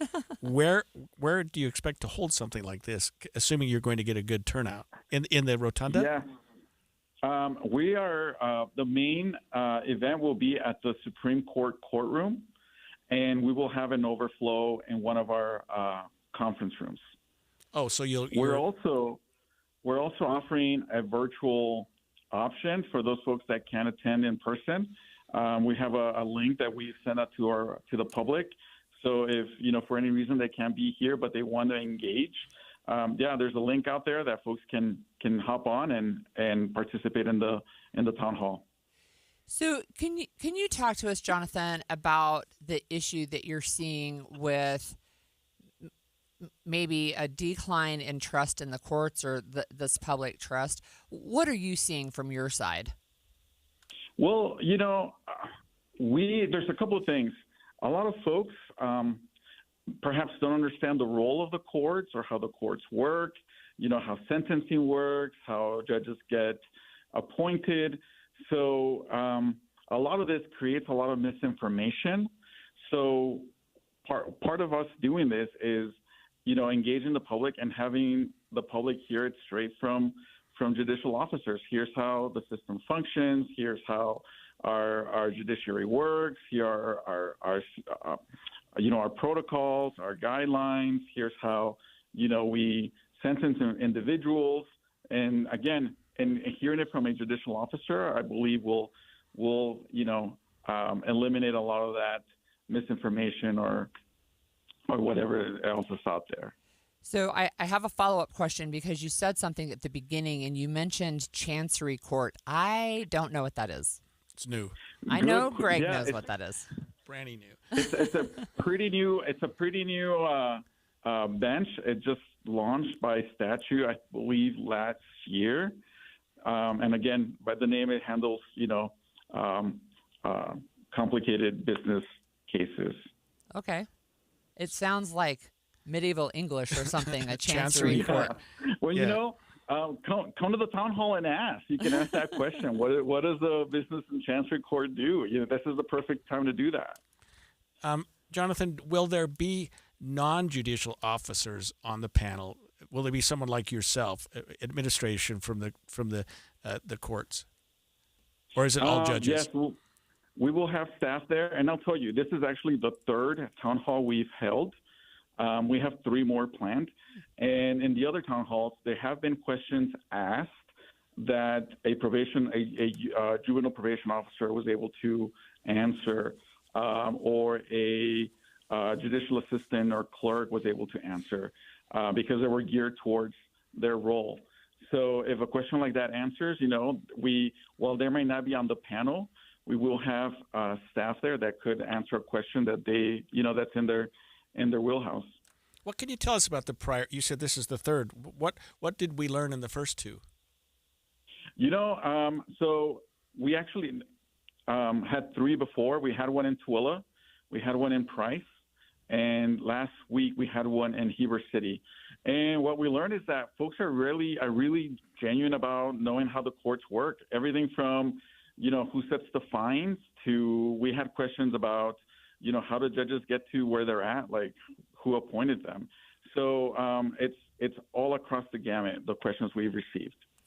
Can I ask you how we can find out more information about additional evenings, additional town halls? Is that on a website somewhere?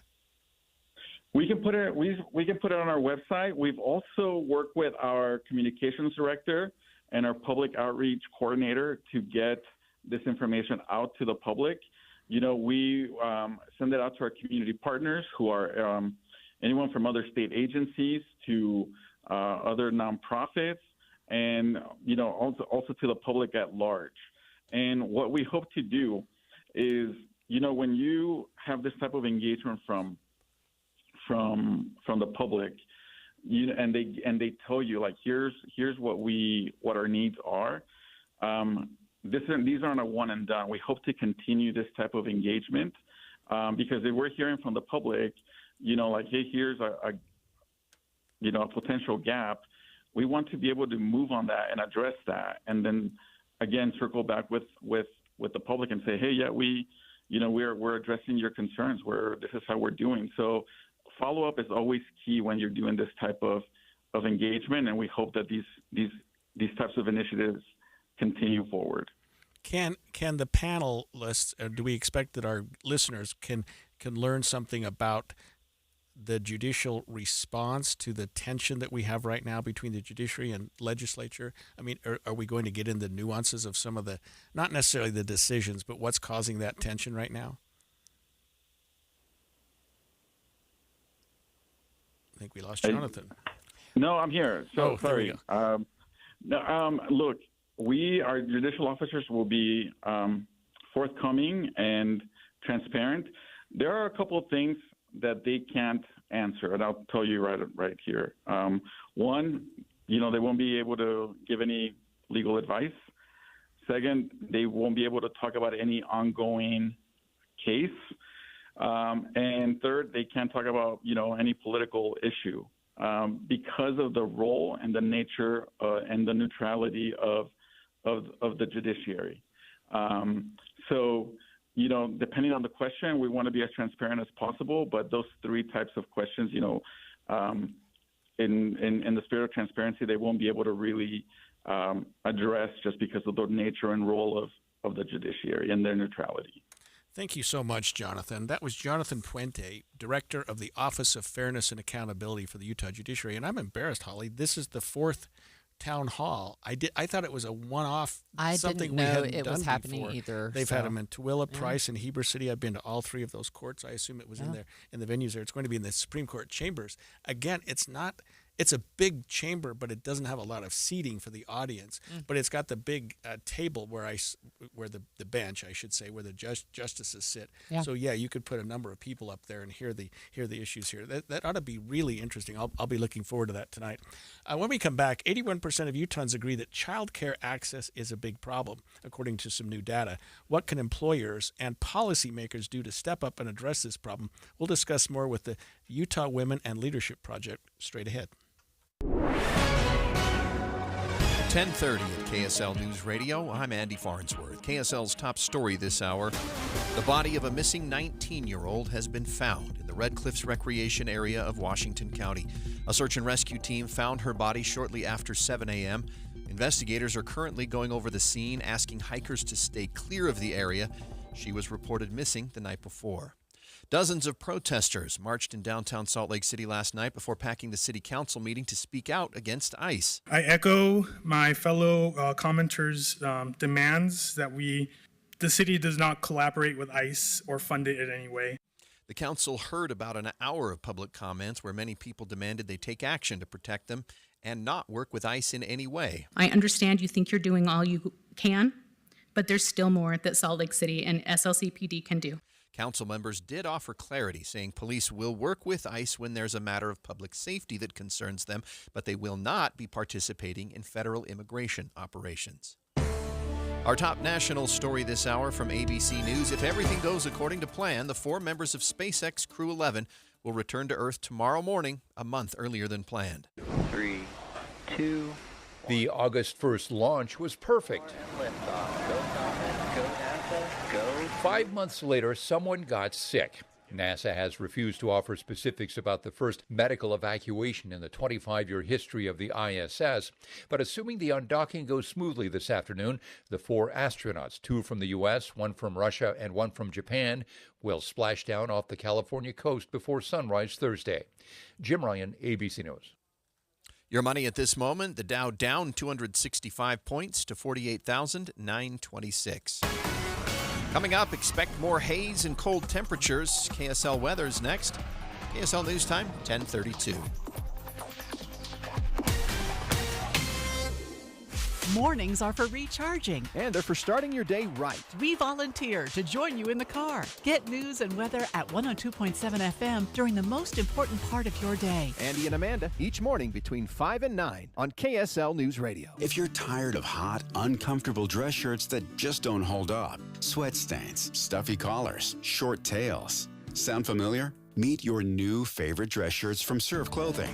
The game-changing design features a mesh collar shield that stops sweat stains from ruining your look. Plus, built-in vents keep you comfortable under suits and jackets, no matter the season. You'll love the extra length that stays tucked in and the antimicrobial odor-fighting fabric that keeps you fresh all day. Forget about replacing your dress shirts every 6 months. With Serve Clothing's unbeatable 2-year guarantee, you know your shirt is built to last through the toughest work days in any climate. and giving back is a priority. Last year, Serve Clothing helped to outfit more than 750 missionaries and others in need using a portion of your orders. Don't wait. Serve shirts sold out 4 times last year. Visit serveclothing.com right now to get yours before they're gone. Serve Clothing. Dress shirts that actually serve you. serveclothing.com. Happy New Year, Susan. I really appreciate you picking up the bill for lunch. I'm happy to. One of my New Year's resolutions is being better with money. So I've started using Upside, the free app that pays you cash back for buying gas. Wait a minute. Are you saying you actually get paid cash when you buy gas with the Upside app? Yes, I earn cash back just for buying the gas I was already buying. Does that actually add up to anything? I'll make $200 to $300 this year. Wow, that's serious extra cash. I'm downloading the Upside app now. Download the free Upside app now in the App Store or Google Play and start earning cash back on everyday gas purchases. Use promo code RIDER for a 25 cents per gallon bonus on your first tank. That's up to 50 cents per gallon on your next fill up. You can cash out anytime, right to your bank account or a gift card for Amazon and other brands. Just download the free Upside app and use promo code RIDER for a 25 cents per gallon bonus on your first tank. That's code RIDER. Code RIDER. Offers vary by user and location. Go to upside.com for terms and conditions. Every January, Duke's Jewelers celebrates another year serving the Springville community. And this year, they're doing it in a big way. It's the anniversary sale. And for 3 days only, January 22nd through 24th, all jewelry in the store is 50% off. That's right, half off everything in the case. Diamonds, gold, colored gemstones, signature pieces, everyday favorites. If it sparkles, it's on sale. And that's not all. For those dreaming up something one of a kind, special orders, custom design projects, and all watches are 25% off. Duke's Jewelers is proud to be a 4th-generation family-run business, and this sale is the Duke's way of saying thank you for supporting local, choosing Main Street, and trusting Duke's Jewelers with your most meaningful moments. But don't wait. These savings last just 3 days, January 22nd, 23rd, and 24th. Visit Duke's Jewelers on Main Street in Springville and shop the biggest sale of the entire year. Duke's Jewelers. Elevate every moment. Some exclusions apply. Traffic and weather together brought to you by UCCU. Supercharge your savings at uccu.com. Ricky Meese, you got a crash there. It's trouble in traffic in Murray, northbound I-15. A new accident blocking a right lane of travel at the I-215 junction, what we call the South Interchange. With that right lane blocked, traffic a little slow in the area, not quite back to 7200 South, but once you're past this accident, you are right back to the posted limit all the way into downtown Salt Lake City. Common Spirit hospitals, clinics, and caregivers, all connected to advanced health care in Colorado, Kansas, and Utah. Healthcare with Human Kindness is here. Hello, Human Kindness. Ricky Meese in the KSL Traffic Center. KSL weather, 42 degrees today and tomorrow. The high and the haze, though, will keep building. There's a slight chance some wind Thursday into Friday could clear the air a bit, but the KSL Weather Center says it will not break the inversion. Right now, it's 36 degrees in Salt Lake City. I'm Andy Farnsworth from the KSL Common Spirit Health Studios. Listen online at kslnewsradio.com. We're Utah's news, traffic, and weather station. The all-new Inside Sources. Inside Sources. Your inside access to the people and policies shaping Utah's future. Here are Greg Skordas and Holly Richardson on KSL News Radio. One of the issues we continue to talk about on the show, Holly, is childcare and access to childcare. We even spoke yesterday, I think, about the fact that a lot of families are choosing not to have children in ways that they would have in the past, in part because of the fact that childcare expenses are so great. And a recent poll that I'm looking at of 4,820 Utahns found that on some level, 81% agree that access to childcare is a real issue facing families in this state. That's a huge majority. Yeah, it really is. And, you know, I was telling somebody yesterday that it's one of the issues where we get the most texts from our listeners when they're talking about childcare, either for themselves or for their children looking for care for their grandchildren, right? So somebody who knows a lot about this issue and many others is Dr. Susan Madsen. She's the head of the Utah Women in Leadership Project. Thanks for joining us today, Dr. Madsen. Great to be here. And childcare is a hot issue. And it's going to be a hot issue in the legislative session that's starting up very soon. So first of all, can you just let our listeners know about the Women in Leadership Project and what you found on this childcare issue specifically? Yeah, we have been doing research for 17 years at the Utah Women in Leadership Project on everything related to girls and women and families. And this one, childcare is often a women's issue, but more and more men are like it. Everything affects men too in some way. So we did this fall study. This is the third year we've done it. So we picked up data in September, October, October, November in the fall, and we're starting the reports coming out. And we made 4 statements and asked people to say 1 through 7, 1 being strongly disagree, 7 being strongly agree. And so we had 4 questions, and almost 5,000 people in the state of Utah. We have people in every single county, a couple different samples that we worked with. But one of the questions, I want to start with this one. One of the questions or the statements that we made in the survey that they had to agree or disagree with was, government has a role in addressing child care in Utah. So that's an interesting one. Even 5 years ago, we weren't talking about this in the legislature. So I think I would love to hear what you two think.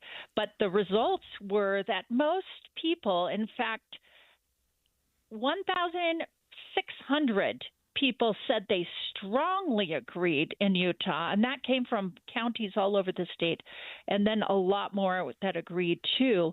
More and more Utahns are saying, we need help, and we think government has a role.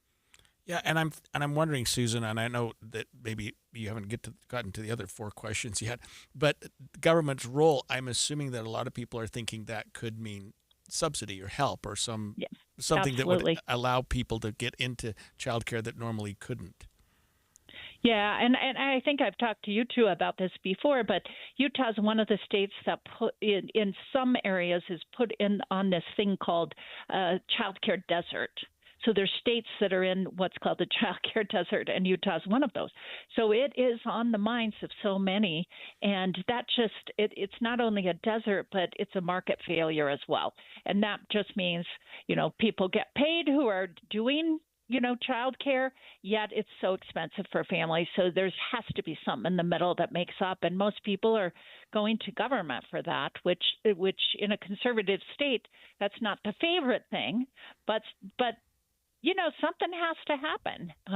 And so it'll be interesting to see what happens in the state of Utah. Another question was also about, do people in Utah understand basically that this is a concern and this is a problem, and at least somewhat agree? Here's a statement: access to child care is an issue for families face in Utah. And it's fascinating. So it's really close to just agree, which is a 6, that people agree that, I think most families, and me as a grandparent, I watch what my daughter's going through. It's an issue in every county around the state of Utah. And I have to say I agree, Susan, that even those of us that don't have children anymore that are in daycare age appreciate the fact that it is a significant issue. Yeah. So I have a question, and I know this. You're the expert, and I know you know this number. How many women with children at home are working in Utah, percentage-wise?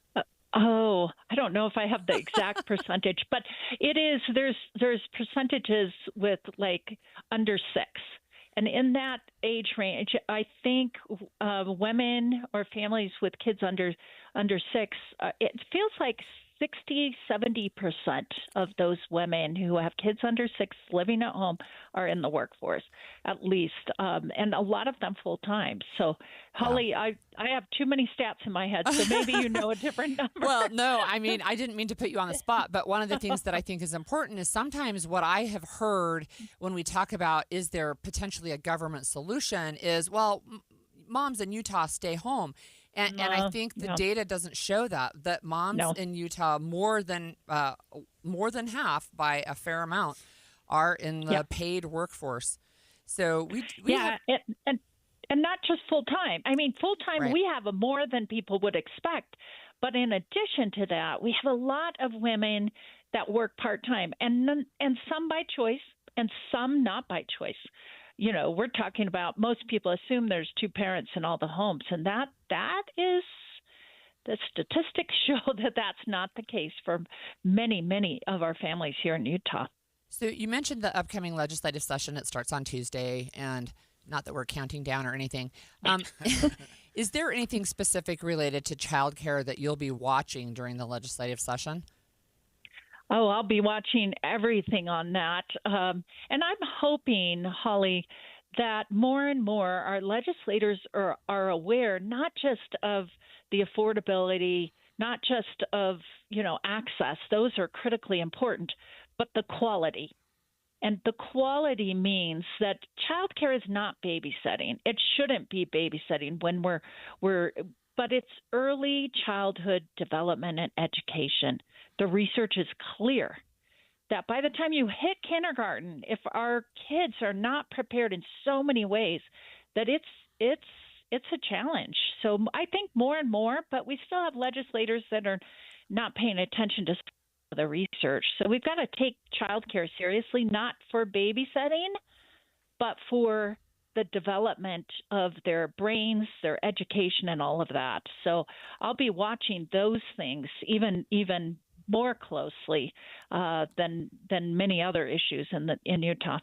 Thank you so much for joining us, and I hope you'll join us again. You always have such interesting research. That was Dr. Susan Madsen with the Utah Women in Leadership Project. And we weren't able to get through all the research yet. I know. It's a lot. It is a lot. Yeah, it was interesting. Okay, look, when we come back, we're going to talk about a threat that happened at the University of Utah yesterday when a man threatened to, quote, Kirk, referencing Charlie Kirk, conservative students who were trying to have a conversation. We're going to talk about what happened when we come back after this break. You probably know if you need new windows. You hear the wind whistling. There's condensation between the panes. Maybe your heating bill's too high, but you don't want to pull the trigger because it costs a lot of money. I understand. And they understand at Advanced Window Products. After all, they've been creating custom state-of-the-art windows right here in Salt Lake for 39 years. They know what's up. That's why they offer 60-month 0% financing or buy now, pay later. You get the windows this winter for 30 to 40% less because you're buying straight from the factory. They'll build, they'll install your windows, and you don't have to pay for a year or more. At Advanced, they're committed to making your new windows affordable. And if you call now, they'll knock another $2,500 off your quote. State-of-the-art, energy-saving windows built here for Utah's changing climate. And right now, $2,500 off. Call for a quote, 801-850-9100. That's 801-850-9100. Or go to advancedwindows.com. More than 50 million Americans suffer from a form of mental illness. And Utah isn't immune, with nearly 1 in 3 people dealing with anxiety, depression, or another form of mental illness. But there's hope. We can all take action to keep ourselves and our loved ones safe. That's why KSL has teamed with the Huntsman Mental Health Foundation to bring you hope and help you thrive. It's Healthy Mind Matters. Find out more at healthymindmatters.com. If you're ready to buy a home or sell a home and you're worried about the current real estate market because of what you've heard from some of your friends or family, well, we're here to tell you that you really shouldn't be worried because now is a great time to buy and sell with our friends at the Stern Team, powered by Almada Real Estate. And here's why. Buyers have more options due to increased inventory, which gives them the power to negotiate for repairs, interest rate buy-downs, and closing cost assistance. While at the same time, sellers are still getting top dollar for their homes, with home values that are higher today than ever before. So whether you're looking to buy or sell, the current real estate market presents a win-win opportunity for both buyers and sellers. But you still do want to make sure that you're working with a team of real estate experts you can trust that can get you some great results. And that's our friends at the Stern Team, powered by Almada Real Estate. They have helped thousands of Salt Lake City homeowners, and they're ready to help you. To get started, just go to thesternteam.com. That's thesternteam.com, or Google The Stern Team. I'm Ed Evans, CEO of Consumer Cellular. No, we're not one of the big guys. Truth is, we don't want to be. If you're over 50, Big Wireless probably has you paying for more data than you might need. You could be throwing away thousands over a lifetime. Our entry-level data plans start at just $20 a month. And for a limited time, switch and get your second month free. Call 1-888-FREEDOM, visit consumercellular.com or a store near you and get your second month free today. Plans include $5 credit for auto pay and e-billing. See site for additional details. You're still grooving, still connecting, still loving, still turning up, still thriving. You still got it, but your immune system, it weakens as you age. That's where vaccines come in. They help train and strengthen your immune response to fight off respiratory illnesses like flu, pneumococcal pneumonia, RSV, or COVID-19. Ask your doctor or pharmacist which vaccines you need. Book in minutes at VaxAssist.com. Sponsored by Pfizer. This week's movie show is brought to you by Sound Sleep. You can get a free sleep screening and a free sleep consultation by tuning in Friday morning. Sound Sleep with 7 locations in Utah.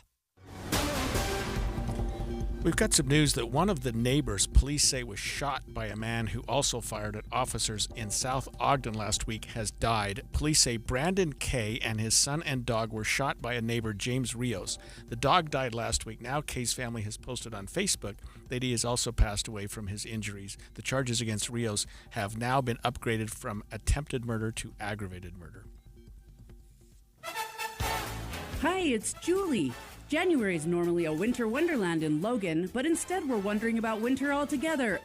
Ugh, this weather. It's easy to get stuck in a rut this time of year, so get in your car and escape to Logan for a refreshing change of pace. Get a hotel, swim in the pool, and check out great restaurants that are new to you. Catch Aggie basketball, gymnastics, or hockey, and especially Aggie ice cream. Bull Tracks is my personal favorite in case you were wondering. Take in a live performance or see a classic flick at the Utah Theater. Throw hatchets, go bowling, or ice skate outdoors. Ski the Beeve and check out their new lodge, or rent snowmobiles in Logan Canyon. Enjoy a sleigh ride through a giant herd of elk. I don't really know if you should pack winter boots or galoshes and an umbrella, but either way, your Logan stay will be packed with fun, great food, and beautiful scenery. Just get here. Check out explorelogan.com/winter, explorelogan.com/winter, explorelogan.com/winter. And expanded Inside Sources. Inside Sources. We are learning that University of Utah police have arrested a man who's accused of threatening to, quote, Kirk conservative students. The alleged comments appeared to reference the shooting of Charlie Kirk at UVU last year. Here's KSL News Radio's Adam Small. Members of the conservative group Reawaken USA were holding an open mic-style debate on campus Monday when police say this happened. New arrest documents are accusing 21-year-old Dean Stewart of getting up to the mic and cursing at one of the event members and threatening to shoot him in the neck while making a gun-related hand gesture. One of the members of the group later told the Deseret News Stewart allegedly threatened to, quote, Kirk them. Police in the arrest documents also accused Stewart of not stopping when they asked him to and that they ended up having to run after him. He was later booked into jail on suspicion of 3 misdemeanor crimes. The university says he has since been released from custody. Adam Small, KSL News Radio. Yeah, and I'm looking at those misdemeanor crimes. He was booked into jail on misdemeanor threat of violence, interfering with a police officer, and disorderly conduct. And the probable cause statement, Adam sort of articulated it, but he was he was at a speaking event and became disorderly by cursing and telling the speaker he should be shot in the neck. He also said, just die, while the speaker was talking, and then made a hand gesture that looked like a rifle toward the speaker, acting like he was going to shoot the speaker. This caused the people in the audience to be fearful, and people said they thought he might follow through with it. He was told to stop several times by law enforcement in full uniform and refused to stop until they caught up with him. So he was taken into custody, taken out of the situation. Because they were misdemeanors, he wasn't held necessarily, but he's facing, he hasn't been charged yet. We're just looking at a booking sheet, but he's was arrested on 3 separate misdemeanors. So it's super disturbing to me that somebody would either joke about it or threaten, right? I mean, one of the things I'm seeing in a Deseret News article about it is that they also, I mean, you mentioned some of the things he was saying, but he was calling these people who were talking fascists, pigs, Nazis, and saying you should die. It's like, come on, you guys, this is not ratcheting down the heat at all. Yeah, and it was a group that I had not heard of before that was similar to the Charlie Kirk group that were speaking down there.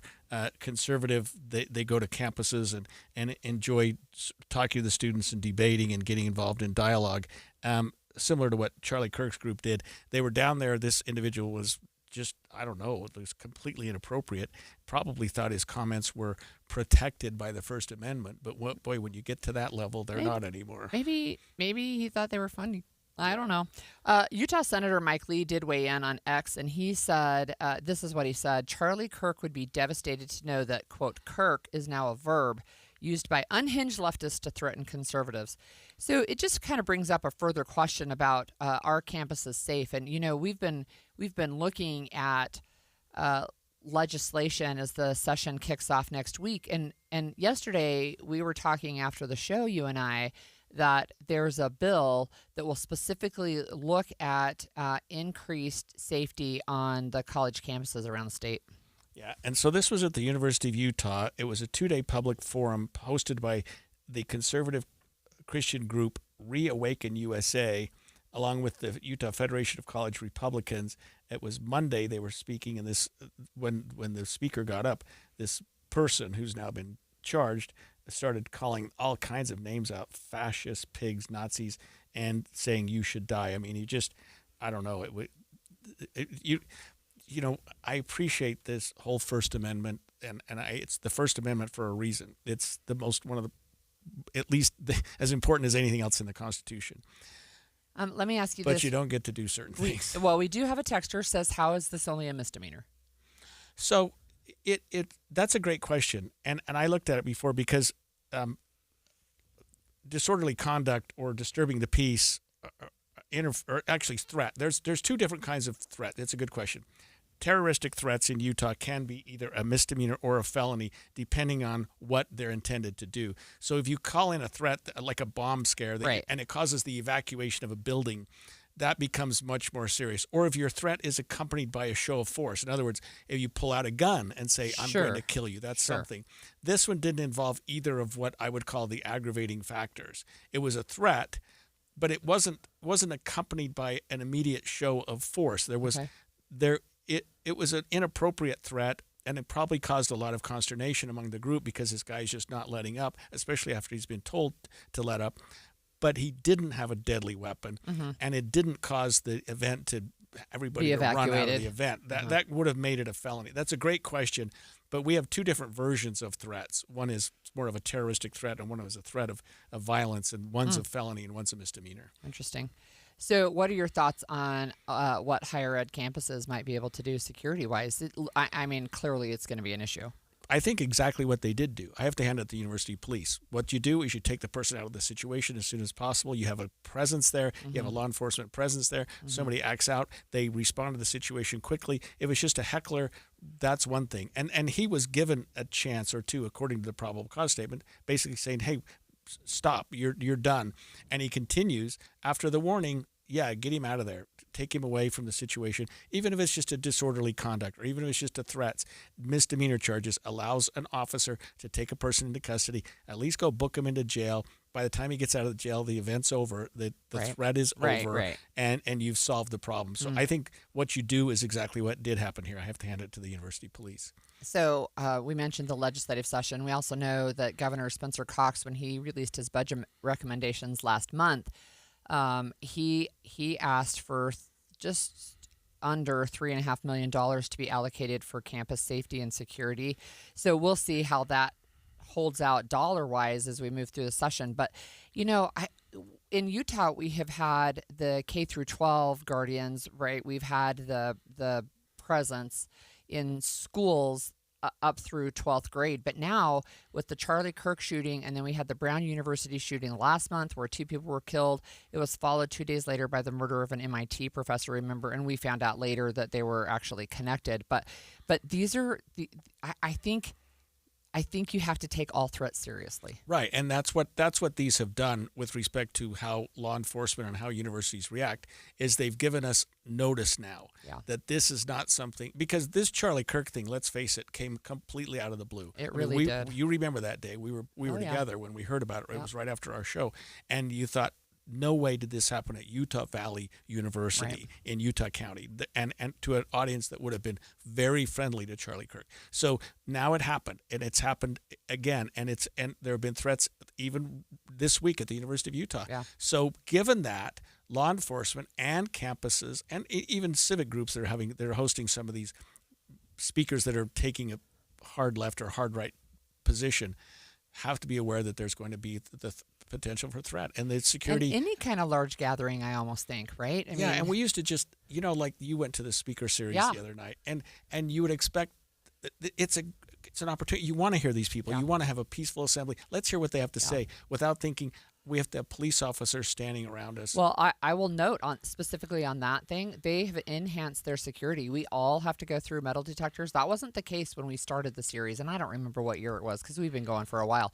But they have enhanced security. No bags are allowed. Like, they literally will not let you take a bag. You can take your cell phone in and a set of keys if that's what you want, but you got to hold them out. They got to see them, and you have to go through the metal detector, right? I mean, they're taking it very seriously, and I expect that we're going to see enhanced security up at the Utah Capitol as the session kicks off next week.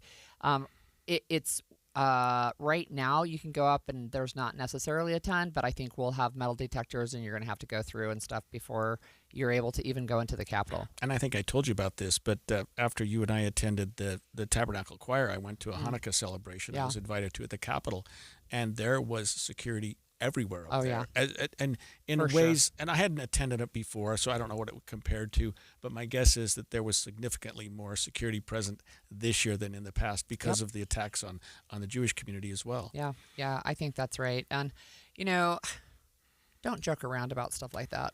No, it's entirely inappropriate, and law enforcement has no choice but to get in and do something I'm glad they did. and alleviate the threat. Yep. When we come back after the break, there's no, we have a doctor shortage here in Utah, and a lot of doctors are nearing retirement, creating for what some members of the public are calling a health crisis. We'll talk to a family doctor who has more after this.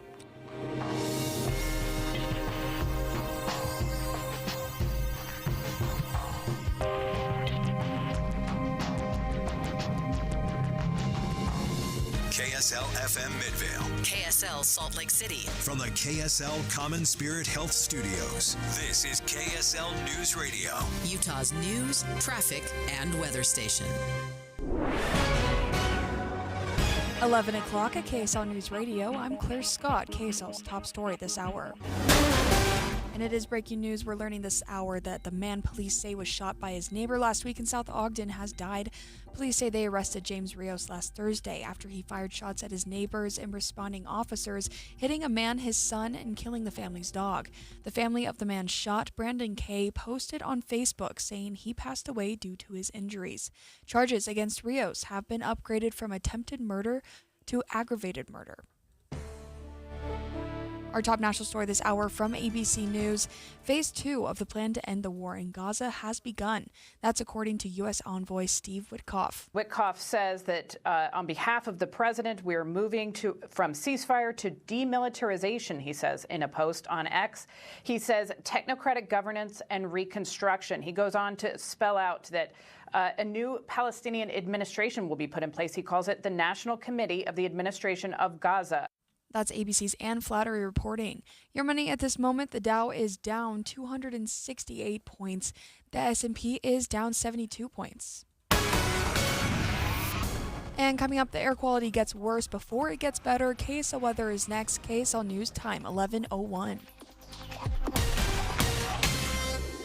A reminder about the simplest way to get updated for your day. Hit your KSL preset when you jump in the car, and we'll take care of the rest. Hear key news updates and traffic reports. Andy and Amanda from 5 to 9 in your car. KSL News Radio at 102.7 FM. When the new year hits, every business could use a little something to stay ahead.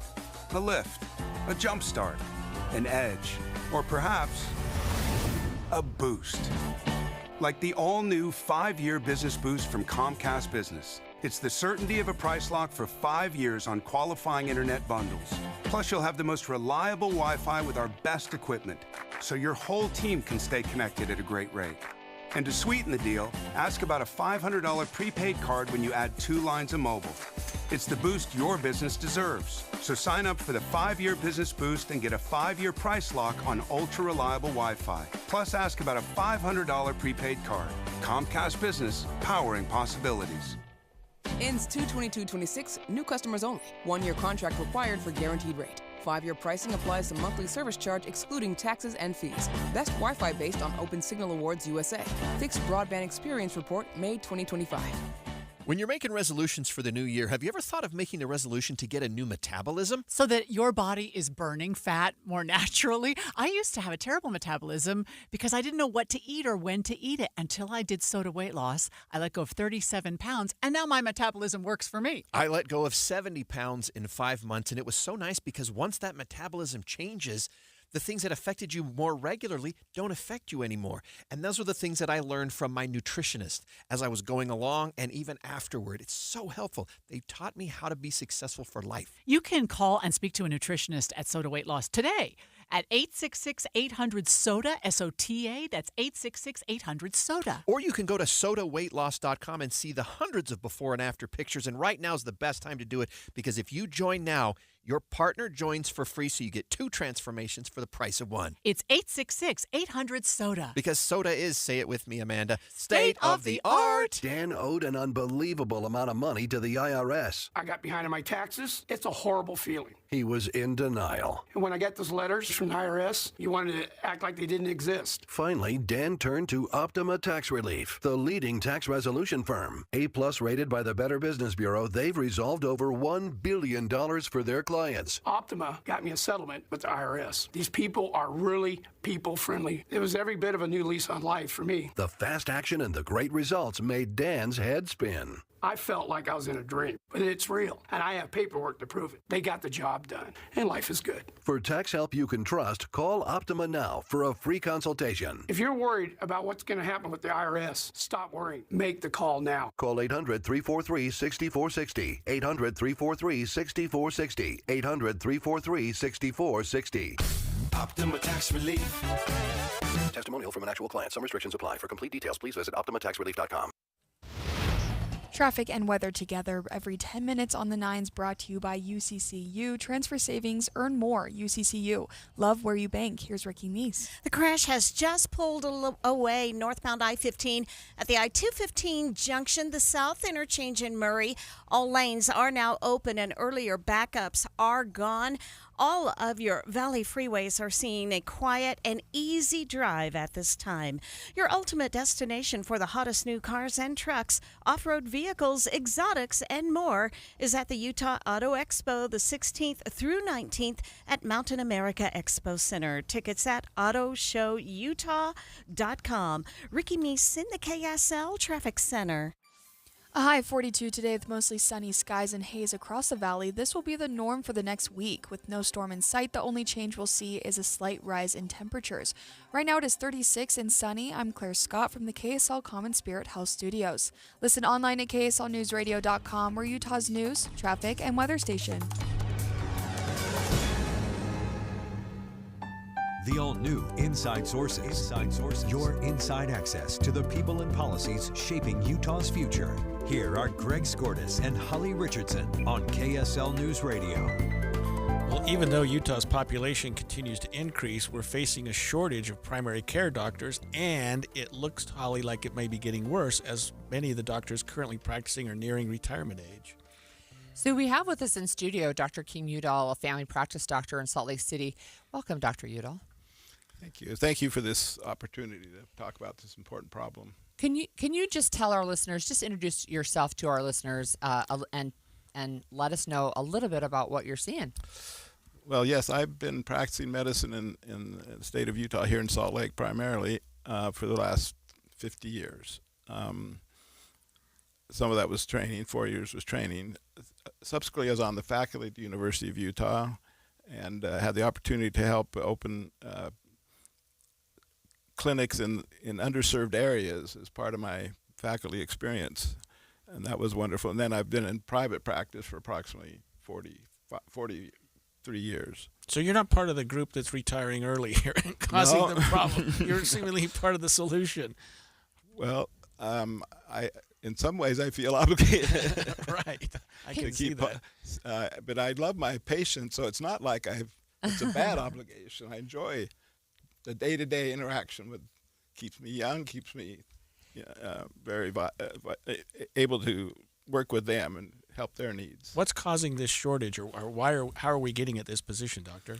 Well, let me just define what we talk about primary care doctors first. A primary care doctor is a general internist, a family physician, and general pediatrician. So it's all those. When I first started practice, the division between specialists and family and generalists was 50-50. And now it's approaching 30-70. Oh, wow. In favor of specialists. Right. More specialists. Yes. More and more specialists in comparison with a diminishing, up to now, diminishing number. And so Utah is among the, I think this is an important message, Utah State is among the lowest per capita. Like we're the 48th state per capita. For primary care. Primary care. So what kind of problem does that present for members of the public when they're thinking about health care? Great question. They're usually, unless they have connections somewhere, it's very hard to get a primary care doctor. We can talk about the mid-level practitioner issue. I mean, mid-level practitioners, I've been a long advocate of, in fact, at the faculty, I've trained mid-levels such as physician assistants or, well, not work so much with the nurse practitioners, but they play a very vital role in this primary care issue. But there's a palpable difference between the training of a family physician, of a general physician, and a mid-level. Physicians train about 10,000 hours of post-college training, whereas mid-levels can start out at about 2,000 hours. Oh, wow. So there's a palpable difference. And this comes to play in the type of patients.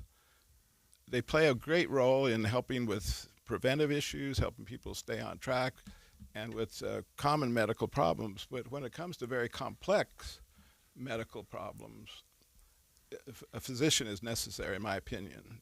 Many of these people are elderly. They have tons of medications. The interactions are between medicines is very potentially dangerous, and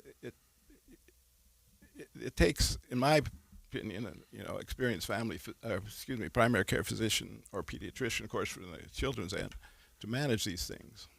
Why do you suppose, doctor, that more medical professionals going into that are deciding to specialize? Is it a financial issue? Is it just, I mean, in the legal practice, it seems like it's hard. We don't really have the general practitioners anymore, except in the small communities. It seems like everybody in the law has to focus. Doctors don't have that privilege necessarily, especially for us that need to see a general. I need to see you know what I mean? I can't just go to a specialist anytime I need something. And so I know I'm dancing around the question here, but what's happening? Why are we seeing this dearth of general practitioners? That's an excellent question. Because it primarily comes down to the specialty training has been emphasized by medical schools in general, because they are mostly led by specialists. They're the deans. They're the important leaders in these institutions. So it just has become less of a focus for them to train primary care doctors in many cases. Another problem that I see is that you can't see a specialist. You can't just call a specialist and go see them. You have to go through your primary care doctor to get a referral. It can be a mid-level person. Too. Yeah, that just seems to be the problem I see is that sometimes I think, well, I need some different level of care. Well, it's hard to just go make a phone call. You got to see your. That's the model that insurance companies and the Medicare has fostered to control medical consumption, to control costs. So there has to be, they call the primary care doctor or mid-level person the captain, and has to divvy it out or make the referral. That's what I'm seeing from even just with our family. We actually have the ability to make appointments with specialists without a primary care physician referral, and I wonder if you start to see that fragmented care. It's like, oh, well, I'm having an issue with my stomach, so I'm going to go see a gastroenterologist, right? Or I'm having migraine, so I'm going to go see a neurologist. Is that what you're worried about? Is there's just this fragmentation and nobody really is captaining the ship? Yes, that's important consideration. Specialists are very narrow focused. They'll take care of the issue, but they don't have, not that they don't have, but they don't have time nor ability to cover all the other problems they have. Mm-hmm. So, yes, they're getting a slice of medical care without seeing the whole picture. Mm-hmm. So has it caused doctors like yourself to just be overwhelmed with new clients and new patients and new people that want to get in the door? Well, the system has. I personally can't take more patients. That's what I mean, right. I have my own group of patients, and I can't really do more than what I can. So as a result, there's less and less practices that are open. Right. So people may either face long wait times. I know that for my own children who have gotten pregnant and had a baby in Utah, they're looking for a pediatrician during their pregnancy and being told, it's this long wait and it's really hard to get in. And is that an issue you're seeing for people who do want a primary care provider, but they just can't find them? That's the basic problem due to our severe shortage here in this state. Yeah. Let me ask you a question. Can you stick around for another segment? I'll be happy to. Before we go there, we've got about a minute left. You've been practicing for 50 years. Why do you continue? I mean, I love it. I really admire somebody like you. Thank you. I think I've been 43 years. I'm a dinosaur, but you got me beat. Well, I guess the bottom line is I love medical science. I love medical practice. And the biggest part are the patients that I enjoy. Mm-hmm. Thank you so much for joining us. We're going to talk about solutions, I hope, when we come back after this next break. But what are some of the things that the state of Utah can do, medical schools, et cetera? We're going to talk with Dr. Udall about that. Stay with us. You gave years, maybe decades to your job. You showed up, worked hard, and planned for retirement. But now the company's changed, or maybe you've taken a buyout or been forced into early retirement. So what happens next? I'm Jeff Jr., founder of Trajan Wealth. And if you've built up a 401k or thrift savings plan, now is the time to ask, is that money really working for you? Many workplace retirement plans offer limited options and even less guidance. At Trajan Wealth, we help people just like you roll over their accounts into IRAs with more flexibility and personalized investment strategies built around your goals. For households with $500,000 or more, let us build you a personalized plan. We operate on veteran values, service, trust, and doing what's right. Your next chapter starts now. Call Trajan today. 801-207-9900. That's 801-207-9900. Advisory services offered through Trajan Wealth, LLC, an SEC-registered investment advisor. See website for details. Pizza's here. Oh, great. I'd love some, but I'm worried about my stomach issues. If you're worried about having diarrhea, gas, bloating, stomach pain, or loose, oily stools, it may not just be stomach issues. It could be a condition called exocrine pancreatic insufficiency, or EPI. With EPI, the pancreas doesn't release enough enzymes to break down food, but EPI is manageable. Use the symptom checker on identifyepi.com and talk to your doctor. That's identifyepi.com. Sponsored by AbbVie. Welcome back to Winter Hack Radio, the place for clever hacks to survive the season. Icy driveway? Well, try spreading sand or birdseed to help with traction. Snowy puppy paws? Well, grab a whisk, brush it off, done. Catch COVID-19? Well, just get... Actually, there's no hack for COVID-19. But if you test positive, prescription medications for COVID exist. Ask your doctor if they're right for you. Visit PfizerForAll.com to learn more. Sponsored by Pfizer. 1-877 Cars for Kids. KARS Cars for Kids. 1-877 Cars for Kids. Donate your car today. 1-877 Cars for Kids. Donate your car today. Ready to get rid of that old car? Donate it to Cars for Kids. Call 1-877-CARS-FOR-KIDS to reach a friendly live agent. Donation's super easy, and your car can be picked up as soon as tomorrow. Call us now, 1-877-CARS-FOR-KIDS. That's Cars with a K to donate your car today. 1-877 Cars for Kids. KARS Cars for Kids. 1-877 Cars for Kids. Donate your car today. Did you know you can donate real estate too? Go to carsforkids.org. That's carsforkids.org. Getting help with plumbing repairs is easier than you think. All you have to do is call Any Hour Services or schedule an appointment at anyhourservices.com. No one helps more homeowners than Any Hour Services. Hi, it's Tori DeVito. In every family, small conversations can make a big impact. I grew up on tour with my parents. Kind of different, but we bonded over music just like other families do over sports, camping, or other interests. And we talked. Little everyday conversations from silly to serious that built a foundation over time. Honest conversations, like when my dad shared his experiences as an alcoholic. Your honesty about that part of your life gave me a sense of integrity that I wanted to uphold in my own life. And I was so grateful that you and Mom had become these sober, stable people who were always there for me. I wanted you to know from someone who's been in recovery more than 30 years now that hard work is what creates success, not alcohol or other drugs, whether it's music or anything else. I said it a lot, and I'm glad you took it to heart.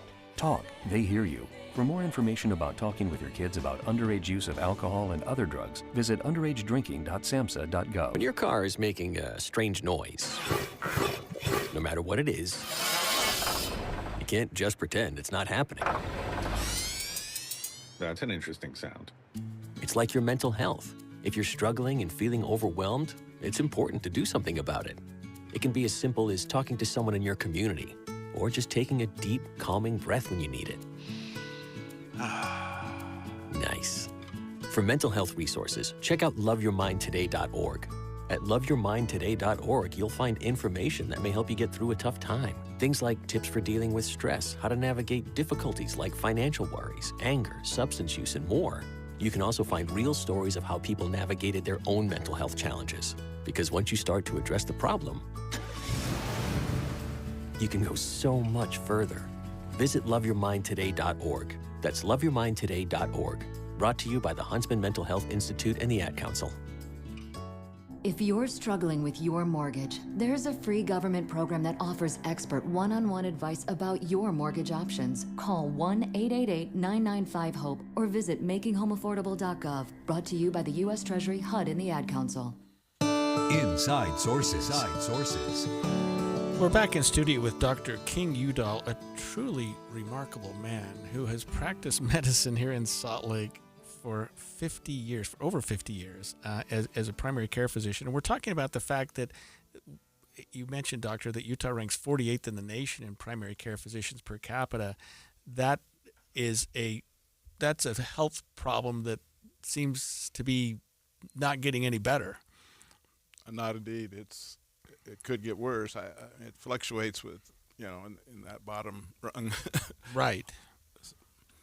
And it keeps people like you, thankfully, practicing, working for a while. You seem to love what you do. In good health. Yeah, you seem to be in very good health.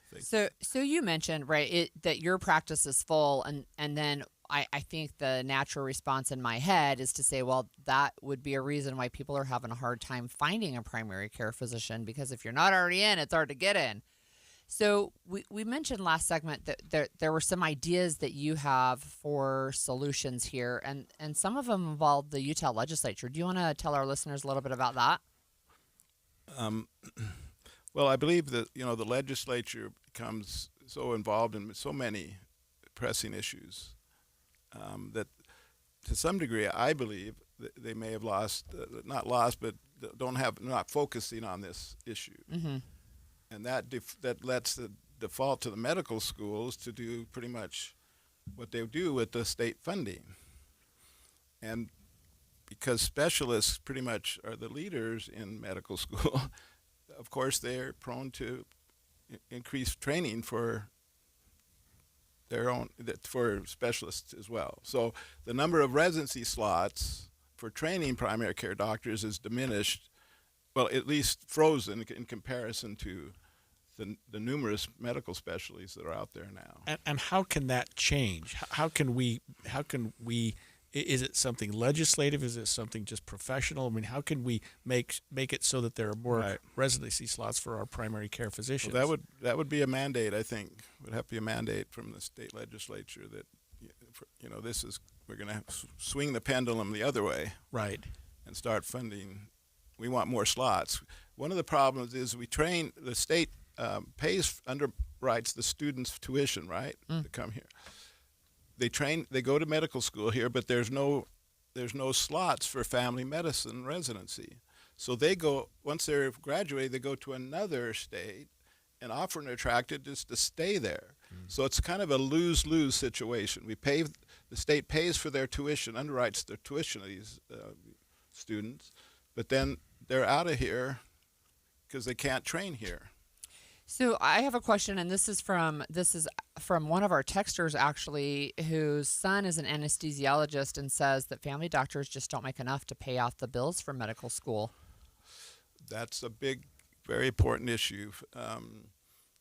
The difference between specialty reimbursement, and there's a lot of reasons. It's insurance pay specialists much better for procedures than they do for cognitive purposes. So if you're out there doing a shot, it takes about 10 minutes. For a specialist, it takes a cognitive or a primary or professional an hour of their time to carefully diagnose, examine, do the lab work, and do the right medication. It's about equivalent reimbursement. Wow. Is there a reason for optimism, Doctor, over the fact that we now have a second medical school in Utah? I know that when I was younger and applying to law school and my friends were applying to medical school, it was really, really hard to get in, as it should be, as it absolutely should be.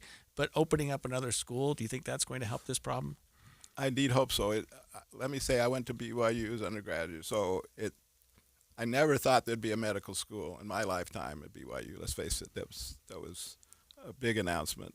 And to their credit, Dr. Mark Ott, who's the dean there, and his team has got almost the point of accreditation, and they're going to be starting within the next couple of years, which is phenomenal how they've done that. But so, yes, I think they can play an important role in helping provide other family physicians, primary care physicians. There at Utah Valley Hospital, hope there'll be new residency slots there. For primary care? Hopefully mostly for primary care, I wouldn't think. And is there a way to encourage the new law school to continue that focus a little bit? To encourage kids? Well, I think general in medical schools I think state schools more so than private, can help attract students to a primary care track where they buy into a track, they commit to a track, that they will go into primary care and stay in Utah and practice for 5 years here in the state of Utah. That sounds to me a little bit like some of the programs I know, whether it's the military, you have a commitment. If they fund your medical school training, then you have to commit so many years to the military. But also even like maybe you're going to work in a rural area, or Teach for America is very similar for teachers. Well, let's face it, rural America rural Utah has the most desperate situation. And so, yeah, having those kind of commitments would be important. Is that something that would be driven by the legislature or driven by the medical school, or a combination? I think it'd be a combination. The legislature approving this funding, the students, the medical school, then going and opening up those tracks. And I think that's starting to happen actually at the University of Utah, but it's incipient phase. I have another question. Sorry, I'm sorry. I just wondered if we could talk a little bit more about the BYU Medical School, because you talked about they're close to accreditation. They can be open in a couple of years. It is remarkably fast to me. And my understanding is it's got a little bit of a different mission than a lot of medical schools. Are you comfortable speaking about that? Not really. I just know that, the Church of Jesus Christ of Latter-day Saints that wants a worldwide something to help the world with medical issues, medical practitioners. So that's all I know, really. Okay. So I understand that they're looking at least as I've read some of the stories about it, that they're looking at even including maybe tropical medicine, like how do you treat tropical diseases, which we don't really face in Utah very often. Well, having been a missionary in tropical places, they have definitely a different type of medical problems in those regions. But still a fully accredited medical school is the expectation. That's absolutely. Okay. And residency, though, beyond that. Okay, and residency. What did it take to encourage young doctors to want to practice in the rural parts of this state? I mean, how can we get people to do that? Because I got hurt recently down in Wayne County, and I went to a hospital in Richfield, and I have to say, doctor, it was incredible. The help there was incredible, and I thought, why would somebody want to? Well, again, I think this is where mid-level practitioners play an important role. Right. They like going to those situations. Of course, they need a primary care doctor amongst them to kind of do overview. But this was when I was faculty at the university. We opened a clinic in Wendover. It was the first remote mid-level practitioner in virtually the whole United States. Right. And I would travel out to Wendover and supervise their care once a week. Oh, wow. Yeah. Wendover, Utah. Yeah, they had no doctor, they had nothing. Oh, yeah. So that we have one final question, and this is another one from one of our listeners, and they're feeling like part of the problem is that hospital corporations that they grow bigger and bigger, and then they kind of control the overall practice. And I know that actually happened for my daughter's cardiologist. He just kind of got sucked up into one of the big hospitals and doesn't serve, the clinic where we were going. Well, I think there's attraction to go into administration. There's, benefits that are different there. So, and they don't have the hassle of being on call all the time. So well, that might be an appeal. But do you feel like the hospitals have too much control over what doctors feel like they can even go into? Are they forcing people to make changes to their practice? No, I don't see it's the hospital that's dictating where they go. It starts earlier than that. It starts in medical school and residency. So the hospitals can help fund residencies. Yes, like Intermountain, of course, will fund residencies there, I believe, in Utah Valley. I can't speak for them, but I'm assuming that's what will happen. Well, we want to thank you for joining us this morning. Yeah, this was thank you. Dr. King Udall, practiced for more than 50 years, and it's just been a treat to meet you. And I can tell you love what you do, and hopefully you can practice for another few years. Several more. Keep it up. Keep it up. Okay. When we come back after the break, to meet you. Yeah, our pleasure. It really was. That was a fun 2 segments. Yeah, we'll be back with more on Inside Sources right after this. 11:30 at KSL News Radio. I'm Claire Scott. KSL's top story this hour.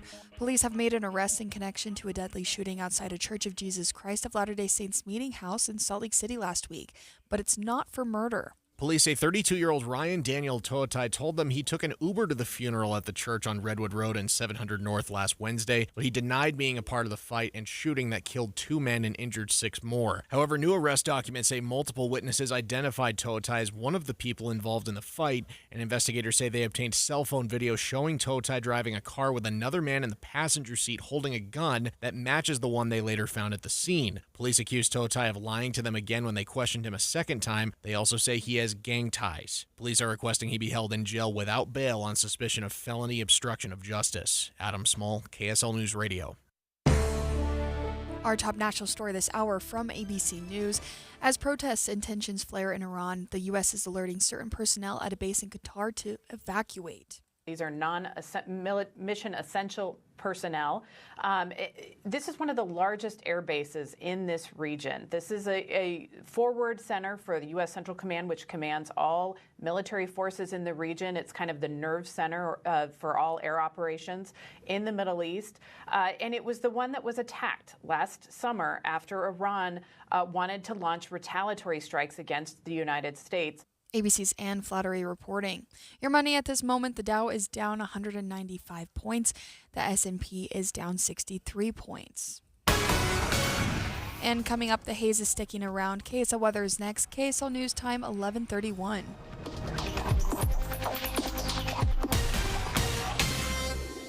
The sources where we get our news matters. When you listen to Utah's Morning News, we want you to feel the stories are important to you and trustworthy. This is Amanda Dixon. And I'm Andy Farnsworth. Join us weekday mornings on KSL News Radio. It all started with a commitment to comfort. Gillette Heating and Air is proud to be Utah County's go-to team for expert HVAC and plumbing solutions. Need a repair, upgrade, or seasonal tune-up? Don't let cost hold you back. With 0% financing available, it's easy to get the work done now and pay later. Plus, save $100 on any repair over $500 and keep your system running strong with a professional tune-up before the heat hits. Visit GilletteHVAC.com or call 385-GET-COOL to book today. Homegrown service pros, financing made simple, comfort made easy. Carrier. Turn to the experts. A Carrier factory authorized dealer. A 15-year-old girl who chewed through a rope to escape a serial killer. I used my front teeth to saw on the rope in my mouth. The killer prowled the Pacific Northwest in the early 70s. He's been convicted of murdering 2 young women, but suspected of many more. Maybe there's another one in that area. Follow and binge all episodes of Stolen Voices of Dole Valley. Available now, wherever you listen. It's not too late. If you got government health insurance again, especially here in Utah, this matters because a lot of families are paying more and getting less. Everyone focuses on the monthly premium, and yes, at My Policy Quote, I can help there. In fact, many of my Utah families are seeing 47% savings and even more on gold level plans. But the bigger issue shows up when you actually need care. The moment that university or blue insurance card hits the counter, prices jump, and with family deductibles now climbing to $20,000, all of that bill lands right back on you. My name is Mike at My Policy Quote. I help individuals and families and businesses move into private insurance based on health, not income, so you're not overpaying for things you'll never use. That means lower costs, access to national PPO networks, and a plan chosen and managed by you, not the government. If you pay your own health insurance, you're on COBRA, uninsured, or your employer plan is just too much, even self-employed or small businesses, call me, Mike, today. 385-367-6779. Again, that's 385-367-6779. Or visit mypolicyquote.com. That's mypolicyquote.com to get started now. John, what are you doing? Get in my car. So why are you walking to work? Thanks, man. It's these insanely high gas prices. They're draining my bank account. I can't afford to drive anymore. Dude, don't walk. Just do what I do because I never pay full price for gas anymore. I use the free Upside app that pays you cash back for every gallon of gas you buy. Oh, wait. You're telling me you get paid cash when you buy gas with the Upside app? Yes, I get real cash back every time I buy gas. Does that actually add up to anything? I'll make around $200. Wow, that's serious extra cash. I'm downloading the free Upside app now. Download the free Upside app now to earn real cash back every time you buy gas. Use promo code PROFIT for an extra 25 cents a gallon bonus on your first tank. That's promo code PROFIT. You can cash out anytime right to your bank account, to PayPal, or an e-gift card for Amazon and other brands. Just download the free Upside app and use promo code PROFIT for a 25 cents a gallon bonus on your first tank. That's code PROFIT. Traffic and weather together every 10 minutes on the 9s, brought to you by UCCU. Supercharge your savings at UCCU.com. Here's Ricky Mace. Valley Freeway traffic rolling along our main secondaries, also seeing a quiet drive downtown. We have a report of an accident being cleared at State Street and 800 South. While you're planning your day, plan for comfort too with the Good Feet store. Find the location nearest you at goodfeet.com. Ricky Mace in the KSL Traffic Center. We'll see a high of 42 today. Highs actually stick around the low to mid 40s all week long. The sun is out and so is the inversion with no storm on the horizon. We can expect the air quality to get worse as the week continues. Right now it is 36 and sunny. I'm Claire Scott from the KSL Common Spirit Health Studios. Listen online at kslnewsradio.com. We're Utah's news, traffic, and weather station. The all-new Inside Sources. Your inside access to the people and policies shaping Utah's future. Here are Greg Skordas and Holly Richardson on KSL News Radio. So, Holly, I'm going to tell you another thing about me, and that is that if I'm in a building where I have to climb 4 floors or less, I will always take the stairs. Wow. If they're available. Wow. So the Matheson Courthouse is my go-to place. I go there virtually every day. You know, the juvenile court's on 2, district court's on 3 and 4, Supreme Court, Court of Appeals is on 5. I'll take the stairs when I'm there. But if it's more than the 5th floor, I'll take the elevator. Oh, so here's a true confession. I'll take the stairs down, Yeah. but I don't want to take them up. But look, today, here's a fun fact. It's a National Take the Stairs Day, and that's why we're talking about it. We actually have a guest with us. It's Brett McKiff, Physical Activity and Nutrition Grant Coordination for Utah's Department of Health and Human Services. Welcome, Dr. McKiff. Thanks for joining us. Thanks for having me. So tell us about the importance of taking the stairs, why you would even have a Take the Stairs Day. Are people crazy like me?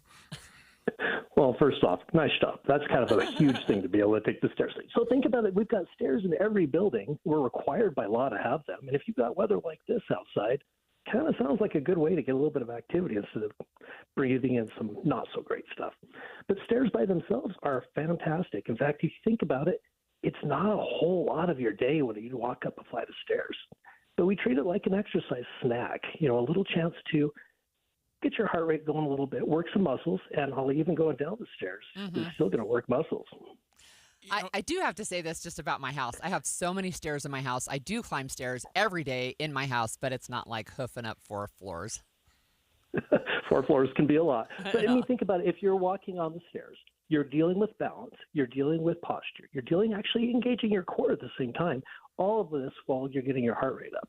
It doesn't take a whole lot, but it can make a huge difference on your likelihood of having an early death. So we're trying to prevent that any chance we get. So what is it, doctor, about the stairs? I mean, you can go to a gym and take a stair machine, but if you're just in the middle of the day, you're carrying your briefcase and wearing your leather shoes, you can still high get heels. you can still get the health benefits. Well, I guarantee you wouldn't see me doing it in the heels. I guarantee you would have a problem going down. No, you're not only going to get the health benefits. True, Stairmasters and all the different stair machines are fantastic, but you're planning on being those for a long time. Right. And they are a really high-intensity actual activity. And so doing a high-intensity like this activity, but in short bursts, in essence, you're doing interval training. So you're doing exactly what your heart needs you to be doing. And like I said, it's real life. This is something that you're going to be doing throughout your day. It may surprise you how many times you're up and down the stairs, especially if you forget something downstairs like I do. I'm going to share with you, Brett, something that a texter just sent in, and they said this: I always have to laugh when I'm staying in a hotel. I watch people take the elevator 1 or 2 floors to get to the exercise room, spend an hour on a machine, and then take the elevator back down.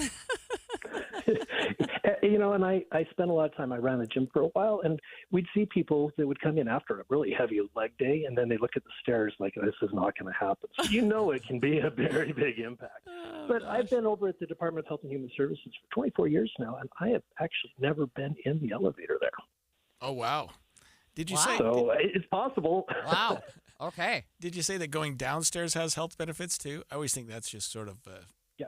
No, granted, it's not going to be as challenging, but if you think about it, you're using the muscles to lower yourself down. You're also going down a fairly steep incline. You have to engage all of those muscles to be able to do it. In fact, if you can do nothing else, at least go down the stairs. But go up the stairs once in a while too.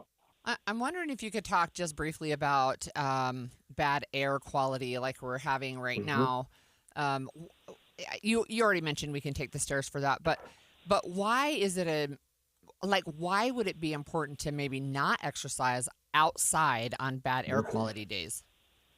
The best part about exercise and being physically active is you get a lot more air in and you're pushing a lot more air out. Problem is, if you're not breathing in the greatest stuff, you're bringing a lot of those small particulate matter deep into your lungs instead of just maybe up there at the top. So avoiding especially the PM 2.5s, those really small particles that can then get deep into your lungs and cause some irritation, you know what? We'd rather not get a whole lot of that. Okay, I do have to say this, Doc. If you're going up 5 or 6 flights of stairs and then you're going in and hoping to talk to someone, it's really hard. I have to set my limit.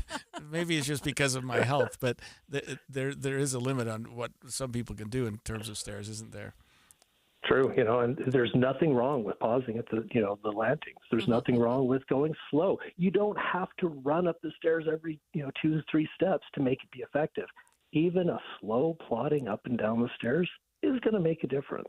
But if you're going to be on, radio and talking to somebody, it's going to be a little bit trickier if you're gasping a little bit. So this is the good news is you're going to improve. Things don't get easier. You just get stronger and you get more capable of being able to do it. So maybe you won't be gasping as much if you do this all the time. We have another texter that said they love the stairs, and when they take a cruise, their goal is to never use the elevator. And they said they successfully completed it on 2 7-night cruises and a 1 9-night cruise. So that's really amazing, I think. I've done that myself. We had a rule that you never went into the elevator, and truly, boy, you really do feel it, even at sea level. Yeah, that's true. All right. Well, thanks, Doctor. That was Brett McKiff, Ph.D. and Physical Activity Nutrition Grant Coordinator with Utah's Department of Health and Human Services. And I think, Holly, National Take the Stairs Day is a good idea. And I think that we all need to I'll confess, I don't know where the stairs are here in this studio. They're somewhere, I guess. Right next to right out that way. Oh, no, I have been on the stairs. Yeah. I should, yes. Look, I have a couple of fun facts about the stairs. So it is National Take the Stair Day. That became a thing in 2016. So 10 years ago, yay. But the very first ornate staircases, not just like, hey, I put a stick down so it makes it a little more stable. 8,000 BC. 8,000 BC. The people of ancient Mesopotamia built magnificent staircases in their homes. Super interesting. And then Dr. McKiff was talking about you don't have to, run up the stairs really fast. But I will say this. In 2020, there was a Guinness record set for stair climbing. So on November 18th, Ryoji Watanabe from Japan broke the world record for the fastest vertical mile stair climbing, 1 hour, 6 minutes, 58 seconds to go a mile up the stairs. There used to be, I don't know if it still occurs, a race here in Salt Lake at one of the high rises where they literally would time you doing the stairs. Oh, and yeah. I remember I did it, and it was the first 5 flights were no problem. Then I just fell apart. But I remember there were some firefighters that competed, and they carried their gear, and it was just incredible. They were carrying. They're like putting me on their back, and going up these stairs, and they're just going boom, boom. You know what I think about every time I think about like people running up the stairs? I really think about the first responders on 9/11. Because they had those full packs and they were going up the stairs to help people stay alive when the World Trade Center towers were hit. Yeah, and I know a lot of buildings have secure stairwells, so they're impossible to get into. But yeah, take the stairs. And by the way, take a walk. Today's a good day.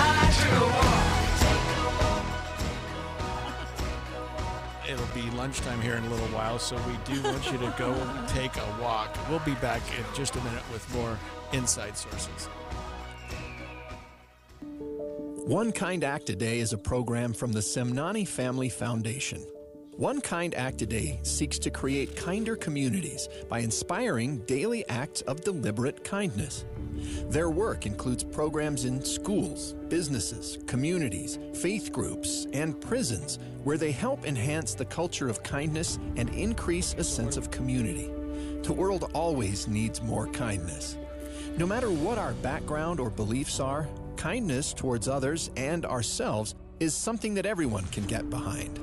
Kindness can be big or small, but the ripple effect can reach out in ways that we don't even realize. Wouldn't life be better if we were all a little more kind? You can do your part by starting today. All it takes is one kind act a day. Find out more and take the pledge of kindness at thepowerofkind.org. That's thepowerofkind.org. KSL Broadcast Group contests are open to participants 18 years of age and older that are residents of Utah, unless otherwise specified. Employees or agents of the station, Bonneville International Corporation, other area radio stations, or any entity associated with the contest may not enter. Persons who have won in the last 30, 60, or 90 days from a station contest or event may not be eligible. Full general contest rules are available at kslnewsradio.com/contests. Are you 50 or older? This news is for you. The CDC recommends you get vaccinated against pneumococcal pneumonia.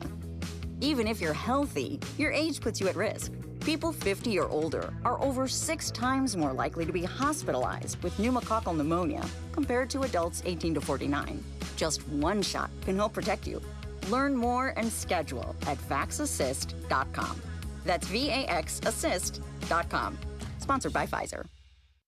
Tired of hearing scary radio ads about the IRS? Tax Relief Advocates is different. TRA is here to tell you that if you owe money to the IRS, whether it's $5,000 or $500,000, we have a solution. TRA can eliminate or reduce what you owe to the IRS with zero risk to you. We have over 1,000 5-star reviews on Google and an A+ with a BBB. End your tax nightmare today by visiting TRA.com or call 800-583-6681. That's 800-583-6681. Since 1947, Whipple Service Champions has been Utah's most trusted name for heating, cooling, plumbing, and electrical services. Got a high-price repair bill from another company and you're just not sure about it? Call Whipple. Get a free no-pressure estimate or bring in their quote for an honest second opinion totally free. Whipple Service Champions is Utah's first place for second opinion since 1947. Call 385-273-7167 for your free estimate today. 385-273-7167. This is Derek Miller speaking on business. Utah's population is expected to double, and the Wasatch Front Regional Council is working to improve Utah's future transportation while also strengthening the economy and protecting the environment. Community and Economic Development Director Meg Padgett joins us with more. The Wasatch Front Regional Council serves communities along the Wasatch Front by facilitating planning for transportation, land use, and economic development. To maintain our quality of life as our region changes, we have to work together to create choices for how we get around and where we live and work. That's why Wasatch Front Regional Council collaborates with cities and stakeholders to produce the Wasatch Choice Vision, our shared plan for the future. The vision indicates where our communities want to focus growth, particularly in existing or planned city and town centers containing a mix of jobs, housing, and other amenities. Many of these centers surround transit stations, providing more people with more transportation choices. Wasatch Front Regional Council helps communities further their plans by providing technical assistance. Implementing the vision has doubled the number of homes near transit in the last 15 years. Reach out to learn more about what your community is planning for the future. By working closely with cities, counties, and stakeholders, the Wasatch Front Regional Council is helping bring Utah together to better prepare for the state's future. To learn more, visit wfrc.utah.gov. I'm Derek Miller with the Salt Lake Chamber, speaking on business. We asked parents who adopted teens to share their journey. There are many times I thought, I can't do this. I mean, what parent isn't worried about, what am I not doing right? What am I not doing enough? And then I realized, wait, that's being a parent. Don't worry about being perfect. I've had around 3 other mother figures in my life, but only one of them has taught me how a mother loves. The greatest reward for me is he makes me better every day. I would tell a family considering adopting a teenager that teenager, whoever it is, needs you, and they need what you have to offer. Taylor's given me hope. He's our son, and that is what he will always be. Learn about adopting a teen from foster care. You can't imagine the reward. Visit adoptuskids.org to learn more. A message brought to you by Adopt US Kids, the U.S. Department of Health and Human Services, and the Ad Council. The new Inside Sources. Well, we spoke earlier on the program about the study that showed more and more Americans are identifying as independents and less are being part of either the Democrat or Republican Party. The numbers of independents is something like 47%, and Democrats and Republicans were fairly equal at 27%. We spoke with Jason Perry earlier, the director of the Hinckley Institute of Politics, and discussed why more people are banding the two parties, and he explained what the parties need to do to refocus and get these voters back. We've seen this trend for some time, and what's interesting is the affiliation has a huge impact on primaries, as you know, in the state of Utah. But when it comes to that general election itself, it's going to have to be less about the polarization and the issues that are not important to voters or to the younger voters themselves. It has to actually get down to the issues that matter most. Some of the social issues that seem to cause the greatest division are not usually the things people are voting on. It's other sorts of things. And at the risk of sounding like history repeats itself, it comes down to things like the economy itself. It's inflation. Can I afford to have a home?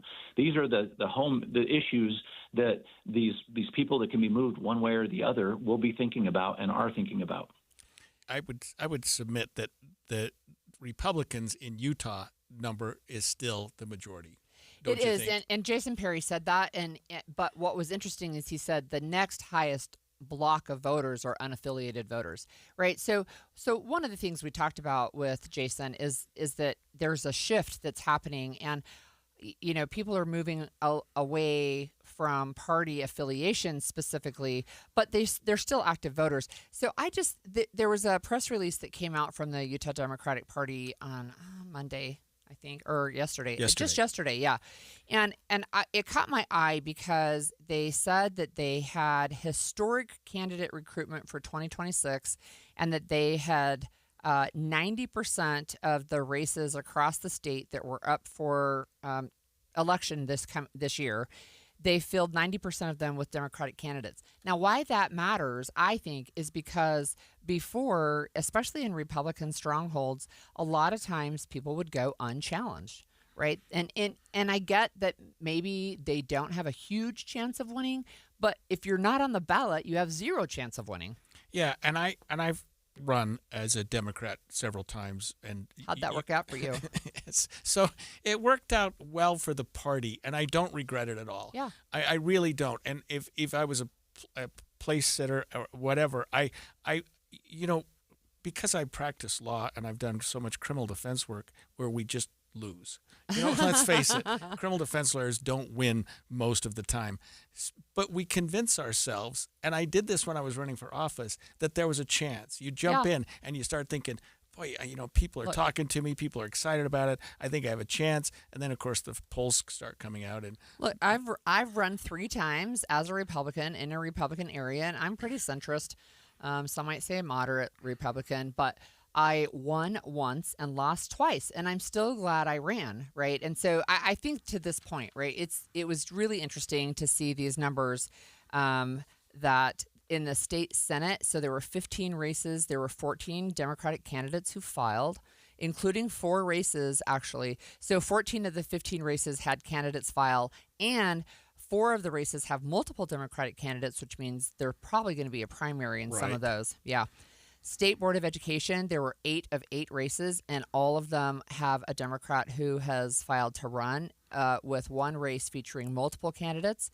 And then the House, there's 75 races, and there are 66 of those House districts have Democrats running. 17 of those have multiple candidates. And these are record numbers. I know that those districts weren't redistricted. They didn't get changed. But I'm wondering if any of this is in response to some optimism or some excitement within the Democratic Party that there may very well be a congressperson elected from the Democratic Party in Utah this year. Yeah, definitely that could be part of it. So it's just an interesting point, I think, to say, look, I think we have better candidates. I think we make better policy when we have more voices. I think even like if you're a candidate, you want to be unopposed, right? But if you have an opponent, it really helps you sharpen your message.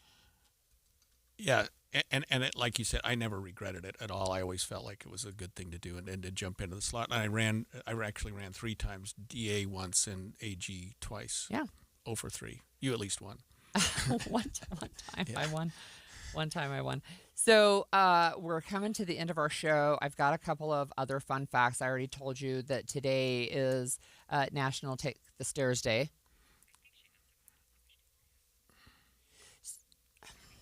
So I have these fun facts. So on this day, so we remember Benedict Arnold, right? He was born on January 14th in 1741. He was once a loyal Continental soldier. But what do we know him for? Being a traitor. Oh, that Benedict Arnold. Right, yes, he was the traitor, right. I can't even remember what the story is behind why he turned, and I think it might have been because he got offended that George Washington maybe didn't give him enough responsibility or something. But he's sort of the face of that. Yeah, he really is, right? He really is. So on this day, this is a sad, sad, sad moment in history. It was on this day in 1942 that FDR ordered, quote, enemy aliens from Italy, Germany, and Japan to register with the Utah Department of Justice. I'm sorry, not Utah, the United States Department of Justice, the DOJ. And then the very next month, he ordered the internment of Japanese Americans. So first they had to register, and then he ordered them all to go into internment camps. Yeah, and I've thought for a very long time how that was stunning. You couldn't even imagine it.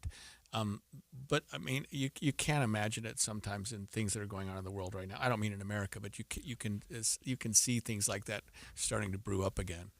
You know, I think as we come to the end of the show, we have a little bit of breaking news. Should we share, or should we wait for Maria Shilaos to share? Well, do we have it? We do. What is it? UVU President Astrid Jimenez has announced that she's going to resign. Oh, so we've been watching her State of the Campus. It's State of the University.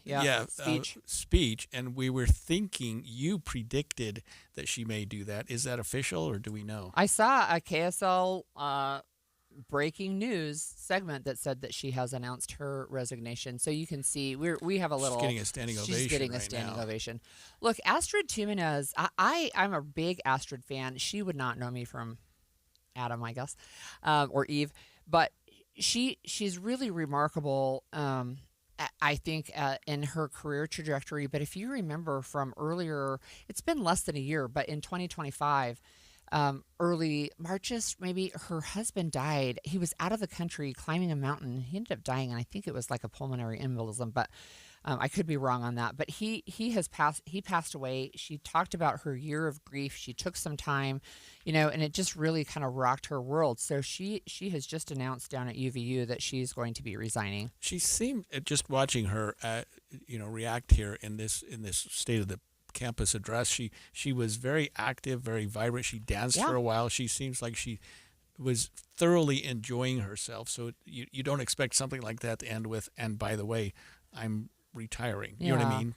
Yeah, and she is. You asked me why was she dancing, and say, well, that's who Astrid is, right? That's what she does. She even pulled somebody out of the audience and danced together. And I've heard her talk about why she had green hair, and because a lot of times you'll see her on the sidelines of sports events, etc. She'll have green pom poms, and she has these green streaks in her hair, and I swear she's like, maybe 4'10". She might be 4'11". She's this very petite woman, and she just said, look, we needed more campus spirit, and she really brought that, I think. The president before her was Matthew Holland, and he is now an elder in the 70 for the Church of Jesus Christ of Latter-day Saints. Jeffrey Holland's son. Yeah, Jeffrey Holland's son. So that's our breaking news as we end our show. And before we end, do you think that any of this had anything to do with Charlie Kirk? I mean, do you think that would? I'm just going to suspect that it's a year of grief, and that includes Charlie Kirk. That's a huge burden to bear. Yeah. Well, police have made an arrest in connection with the deadly